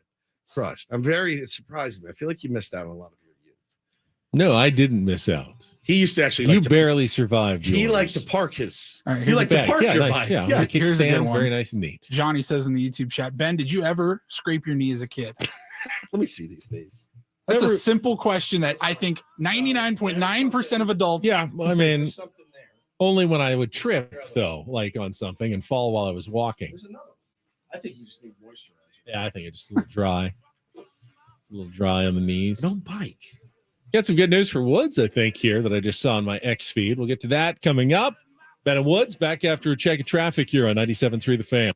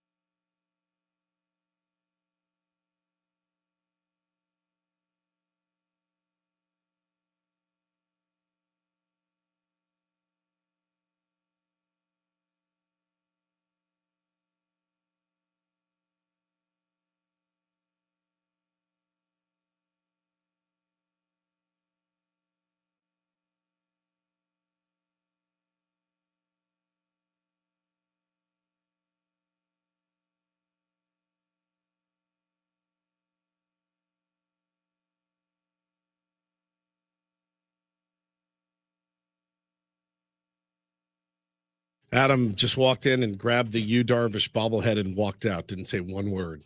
It was very weird. It was odd. Good to see you too, buddy. Good talking to you. Is he like going to like burn it or I have something? no idea. Ritually Like, destroy it? Hey, I after last get it. night's Like it was a game? bad start, A but voodoo doll? settle down, guy. It was just one bad start. Jeez. Bunch of man. pins into it. Yeah. Jeez. Down, buddy. What did you have that was going to make me happy? I just saw that your San Diego Seals just re-signed their goaltender Frank Scigliano. Frank the Tank Scigliano. Settle down. Scigliano. There's a Scigliano. G in his name. Yeah, there is. Scigliano. Silent G? Yep. Scigliano. Frank the Tank. He's got Dane Doby back. Cam Holding. Yeah, restocking. When's the next season start? It's a good question. November? It's a good question. Usually November, December. Yeah. My body is ready. I miss being out there. Somebody suggested this morning on the Ben and Woods Twitter feed. They said, you know how, Woodsy, you go down and you get the crowd pumped up for Seals games? He said, would you do that for the Padres? And I said, if they asked me, I 1,000% would get down there, and grab the mic. He said, I don't know, what if in the first inning or in the ninth, instead of the word on the big screen, let's make noise, and people start chanting, whatever, get up there and whip the crowd into a frenzy. My services are they're on the table. Eric Krupner, if you're listening, AJ Preller, whoever makes those decisions, I'd be happy to grab the mic and whip that place into a frenzy for you. I have lost my voice a number of times. Baseball's different. I get it. I think Petco Park has been whipped into enough of a frenzy. True. It's not the fans who are not delivering this season. But like, imagine me hyping them up for the ninth, Ben, out there running around, let's go, get on your feet. The hard part for me at the Seals games when I'm trying to get people on their feet and they don't stand and I stare right at them. I'm like, literally, you get on your feet, Ben. And he's like, I don't want to get on my feet. I want to sit here and watch. We're down a goal, up a goal, whatever. But I'm down to be a hype man. I have no problem doing it. I love doing it for the Seals. Excited for the season. It's so fun. The games are so fun. I get so into them. And I'm really looking forward to it. As far as I know, I'm coming back. They haven't told me otherwise. All right, fantastic. Yep. Yesterday was the 40th sellout this season at Petco Park in 47 dates. I grew up going to Padres games, and I could probably count on maybe one or two hands the number of sellouts in like 20 years of going to games at Jack Murphy Stadium. I mean, occasionally, like maybe when the Beach Boys did a concert after a game, or there's like a KGB Sky show. I mean, that was about it. You get maybe one or two at most in a season selling out. Now, it was a bigger stadium and the team was much, much worse. You didn't have as many stars. So you didn't see that kind of support for the baseball team. Now, there's only been 7 games that haven't completely sold out. And those were all, I think, in the 35,000 range. I mean, the support for the San Diego Padres team has been incredible this season. Massive, man. You see it everywhere you go. Everywhere you go, you see somebody dressed head to toe in gear and when can I go to the ballpark, Dad? Take me to a game, et cetera, et cetera. It is the fever pitch is not, if they were playing better baseball, this would be a truly magical season. I made the point earlier, and I believe it. Padres are 10 games above 500 right now, today, this moment on Ben and Woods. We're spending today's show, tomorrow's show, Thursday's show, Friday's show, talking about what we need to get Shohei Ohtani here, period. Even if it's a rental, if we're 10 games above 500, that's what was on the plate, on our plates and Padre fans' plates for this season, period. And you think about all the games that you should have won and you didn't.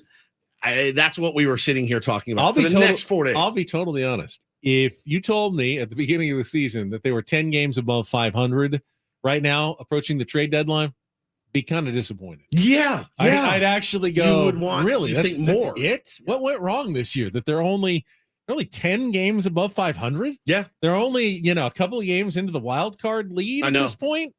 They're not 20, 25 games above 500, battling with the, maybe the Dodgers or the Braves for the best record in the National League or baseball. I would truly have been somewhat shocked and pretty disappointed if you had told me that the Padres were 58 and 40, what would it be? 55 and 45 right now through 100 games, or 56 and 45. I'd say that's not anywhere near as good as I expected this team to be when they came out of spring training. And here they are, 5 games under 500. It's beyond. It's confounding. That was the word Jesse used. I used it earlier. Yeah, it's confounding. It's inexplicable. It's baffling. Disappointing. Use whatever word you want. And we sit here for 4 hours and try to make sense of it every single day, and really haven't made any progress in the last 4 months of explaining what's wrong with the Padres. Like, would you have seen? Oh, well, I mean, obviously they'll be fine, but Yu Darvish is going to have a rough have his worst start of the year yesterday. We can't figure it out from day to day. It's like it floats around and hits someone else on a given day. I mean, Juan Soto looks like a world beater one day and then, rolls over 4 times the next day. Manny Machado has the best month of the season, but struggles early in the year. Fernando Tatis Jr., looks good. Yesterday, though, nothing. 3 rollovers and a bad pop out when they needed a big at bat. It's weird how it seems to be a different person. Almost. I mean, Ha-Seong Kim has been probably the most consistent, steady player that they've had all season. And he got off to a rough start too. So I mean, he did. But as of late, there's just not. Jake Cronenworth having a just horrendous year right now for him, and it's tough. It's tough.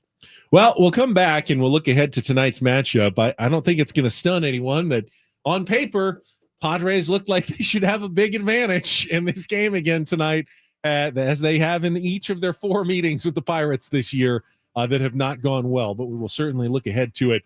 Coming up next with Bennett Woods on San Diego's #1 sports station, 97.3 The Fan.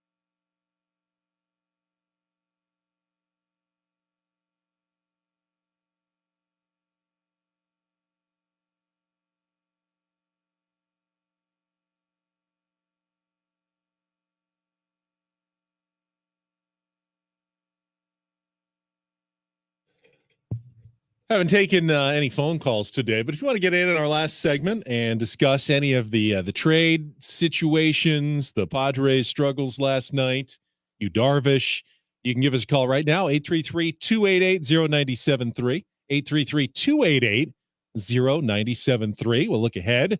Matchup tonight against the veteran Rich Hill with Blake Snell on the mound after a check of traffic here on 97.3 The Fan.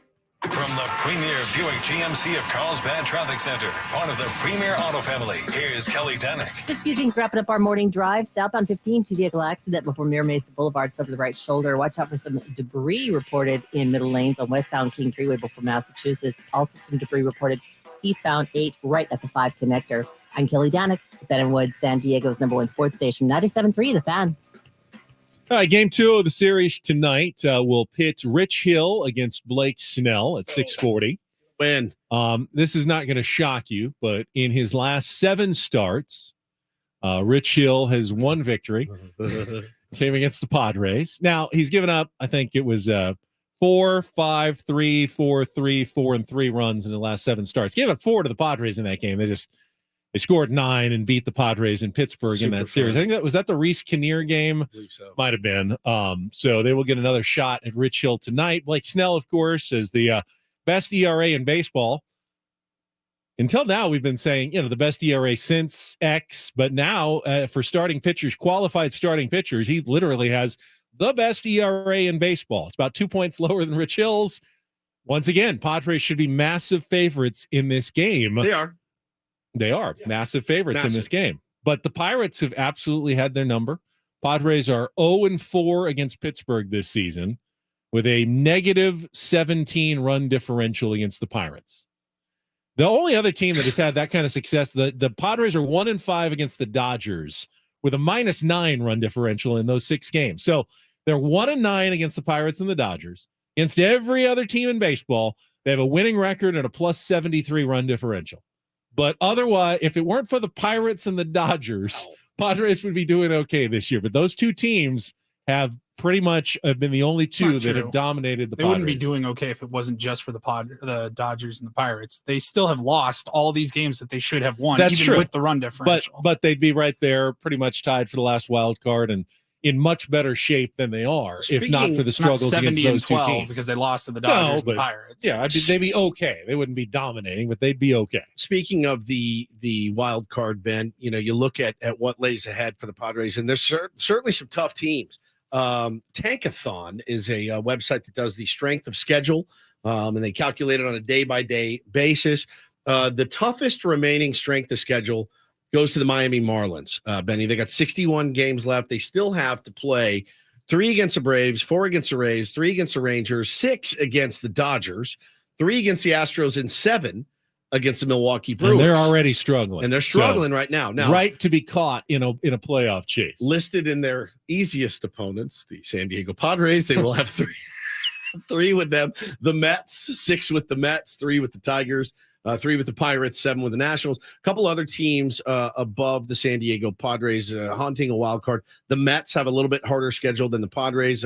They come in at 8th with a 5.14 strength of schedule. The Giants 5.10 strength of schedule. Padres sit right in the middle, basically 14th with a 5.03 strength of schedule percentage left.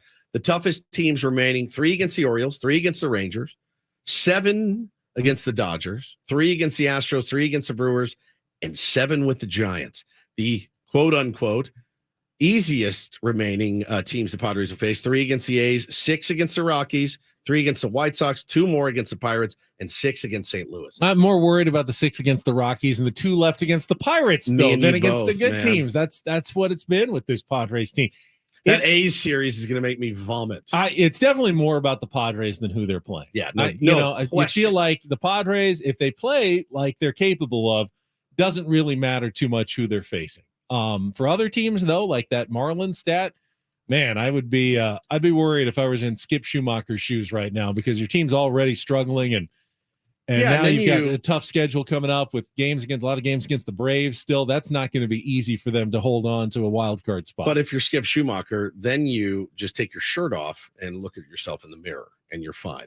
You feel fine about where your team is.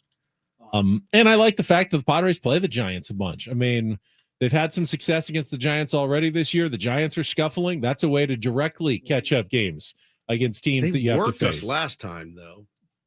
3 in a row. Yeah, but they should have won some of those games. They swept them in Mexico City. Don't count. Earlier this year. Well, I like being able to go head to head as much as possible against the teams that are ahead of you. You'd rather do that all day than it's in your hands. Not get a chance to play those teams. It's in your hands, and if you don't get it done, it's on you. You don't blame anyone else. Oh man, the chips just didn't fall where they should have at the end of the season. Like it's inevitably, if they don't make the playoffs, it's all going to be on the players. I mean, it's all going to be on them. They had many an opportunity to get it done.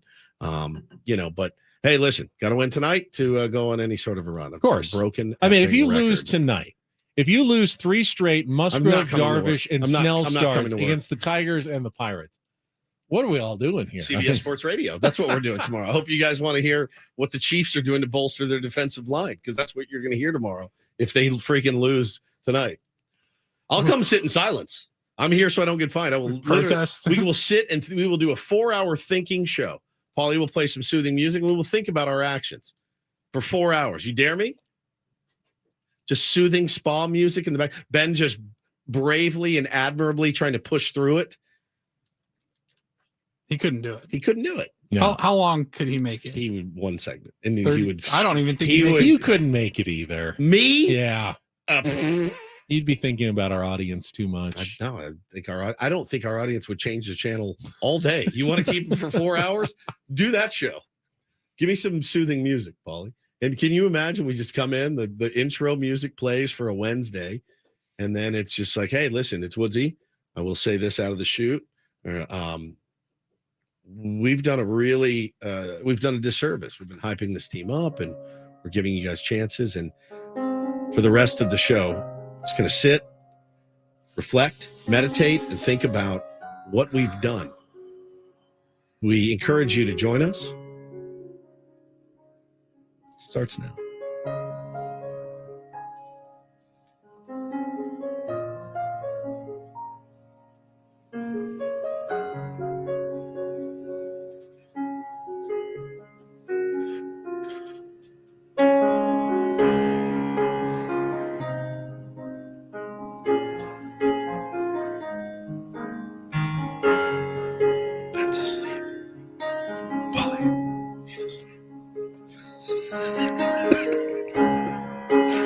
This is just a bit, but I could do it.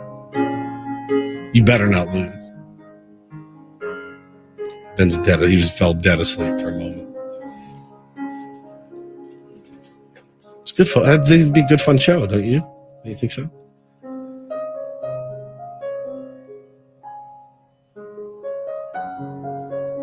You look good.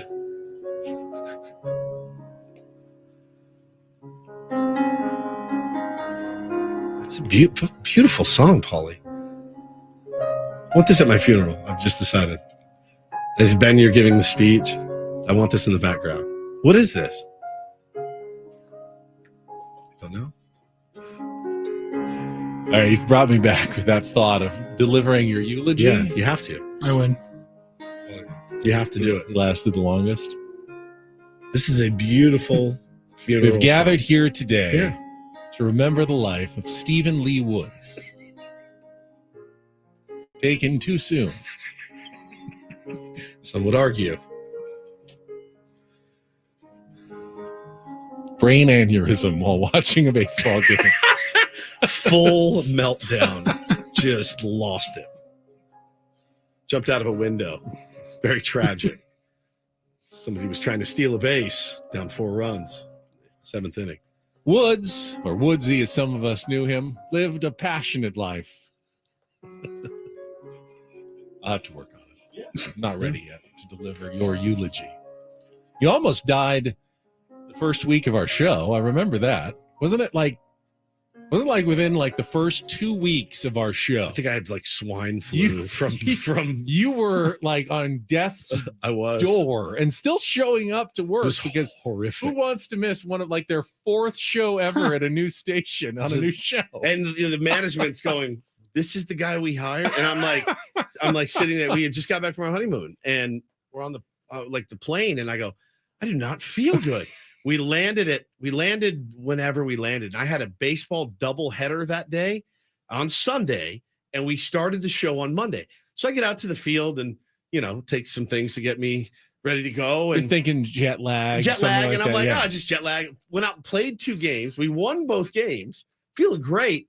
By the time that last out was recorded, I was like, I don't think I can drive home. And the first day of the show, I went in, I was like, you guys, I'm sicker than a dog. And I think I did have to, I was like on a Monday. Yeah. And I think Friday I was out. By Friday I was out. You just couldn't show up anymore. You just kept deteriorating each day. Ben's like, getting worse. What's this guy doing? Is he on crystal meth? Like 5.5 years, we've been on 2 radio stations, and you've gotten deathly ill at the very beginning of week one of both stations. So it's like a thing. Look.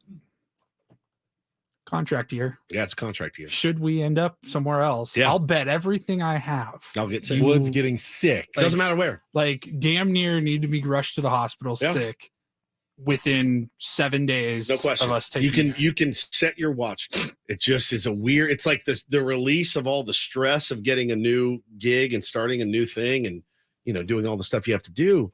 But yeah, you could set your watch to it. If we went somewhere else in 6 months or 5 months. You could absolutely. I had the opposite problem. I often get sick as soon as I go on vacation, which is bad as often as I go on vacation. Yeah, you're sick a lot. Yeah, I let down as soon as work's over, and then I get sick on vacation. It happens fairly regularly. But that sucks so much, dude. It's happened many times in my life. The worst thing I've ever I heard. grind through 9 straight days of work. All right, I'm off for the next 3 days. All the poor locals in Hawaii every 3 months are like, oh, here and comes then I start Sneezy. feeling better just in time to go back to work again. What was that music, Paul? I don't know. You just Google something. Generic, non-copyrighted, soothing music. Yeah, it was so piano soothing. music. It really was. It was very soothing.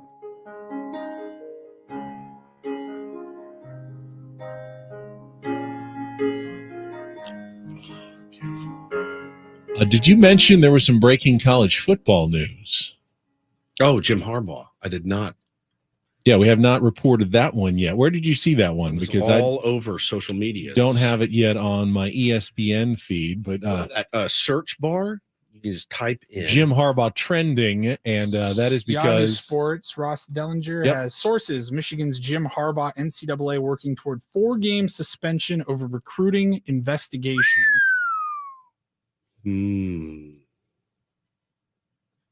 Interesting. Penalties, 4-game suspension. Penalties stemming from alleged false statements he originally made to investigators. Wow. Ooh, he tried to mislead the NCAA cops. How will they the cover up worse than the crime? How will they ever beat the likes of ECU, UNLV, Bowling Green, and Rutgers? I just don't know how they will do it without the steady hand of Jim Harbaugh. He's like, F yes. Great. I don't have to coach those games. Perfect. I'll see you guys when it counts. Wishing he took one of those NFL jobs, perhaps, when it was being bandied about at the end of last season, but instead he sticks around at Michigan, and the first thing happens, he gets levied with a 4-game suspension, it looks like, coming up to start this upcoming season. They should. I mean, yeah, look, again, East Carolina, UNLV, Bowling Green, and Rutgers. I think they'll be fine. I'm going to go on record now and say that the Michigan Wolverines will be a robust 4-0 upon his return. I mean, coming off a 13-1 season, this is, Michigan is a school that always had trouble getting past Ohio State, winning the big game, finally get past them last year, and now they're starting this season under a cloud, though. I mean, this is going to certainly impact the program. Whether or not it impacts those games against some lesser opponents, I kind of tend to agree with you, Woods. That'd probably be fine. But what's the long-term impact when now, Jim Harbaugh is lumped in with all the other cheating college football coaches out there? None. There's none at all? Nothing whatsoever. I mean, bro, come on. Look at some of the people still getting jobs in college football. Bobby Petrino has a job in college football, albeit as an assistant. But I mean, there's really not. Ben, by the way, if Urban Meyer came out today and said, I've been getting the itch to coach again, you know how many offers he'd have? 100 offers. As bad as he was in Jacksonville, the things that have happened under his watch, that dude would get his phone would ring off the hook. If he goes, I just got the itch again. This is essentially like getting a traffic ticket, misdemeanor, but then lying under oath about it. That's the real crime. Harbaugh's alleged initial cover-up was worse than the crime itself from the NCAA perspective. Was this the cheeseburger incident? It says in a notice of allegations sent to Michigan last year, the association cited 4 level 2 violations, including meeting with 2 recruits during a COVID-19 dead period, texting a recruit outside of an allowable time period, and having analysts perform on-field coaching duties during practice, having coaches watch players work out via Zoom. So kind of some minor low-level infractions, but the NCAA considers lying to investigators a level 1 violation, the most serious on the organization's scale, could carry up to a 6-game suspension along with significant recruiting restrictions, according to NCAA statutes. I tell my 5-year-old all the time, I know you did it. You know that I know you did it. You know that. Don't look me in the eye and lie to me. If you say, Dad, I did this, I'm going to go, all right, man, be more careful. If you lie to me and I know you're lying, you're toast. You're toast. You're absolutely cooked if you do it. So, yeah, I mean, Jim Harbaugh, none of those things are massively egregious, even if it got out. You know what I mean? Like if it got out and you took it's a slap on the wrist if you don't lie. Maybe he should have said that, yes, I committed the recruiting violations, but I was having a dog emergency, so I had to, which was the excuse given. That's a good one. We had our Don't Do This the other day. Jordan Addison, the Vikings receiver out of USC, who was driving 140 in a 55, says, yes, I was, but I had a dog emergency at home.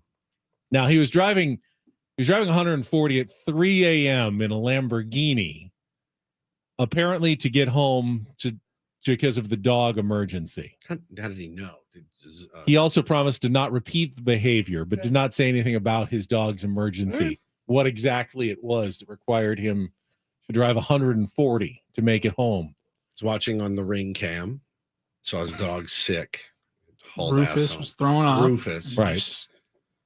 Gotta get home. The extra, 5 minutes that you save by endangering everybody's life. Everyone says that, but you only save about 3 minutes. I mean, I drive fast. I don't drive 140, that's for sure. But I don't know. It feels like the old. I know it's probably accurate. I'm only going to get there 1 to 2 minutes earlier. It doesn't really slow me down, though. I mean, what dog emergencies happen at 3 a.m.? Most dogs are asleep at 3 a.m. Not necessarily. Gets in some chocolate. Oh, yeah.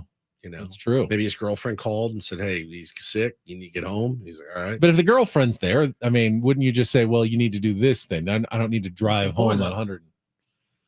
Guess you have to drive home at 145, 140. I mean, it's a good excuse as far as excuses go. I'll tell you what, if you guys like that NFL and college football talk, get used to it if Padres lose tonight, because that's what we're diving headlong tomorrow. Headlong. NFL previews, the whole in bit. black tomorrow again? Yeah.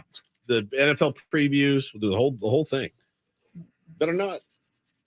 Blake, we're counting on What's you tonight. worse, NFL previews all day or sitting in silence for 4 hours? I think I'd prefer the sitting in silence at this point. Not even close. We're a little early for NFL previews. A lot of moves to talk about. All right. Thanks again to the two Jessies, Jesse Rogers and Jesse Agler, who both joined us today on our Premier Chevrolet of Carlsbad fan hotline. Save money the right way with Premier Chevrolet of Carlsbad. Visit them today in the Carlsbad Auto Mall. Chevrolet, find new roads. Be listening for Jesse to work the word triskaidekaphobia. Oh, my God. Fear of the number 13 somewhere into tonight's Padres Pirates Paulie, broadcast. will you text him that word if you haven't already? I will. Just to remind him. He'll get it in. No problem. Sometime when Manny Machado's up, I'm almost sure. Guaranteed. We will be back tomorrow morning at Adam Jones Wednesday on Ben and Woods. For Paul Reindl, for Stephen Woods, I'm Ben Higgins. Coach coming up next right here on San Diego's #1 sports station, 97.3 The Fan.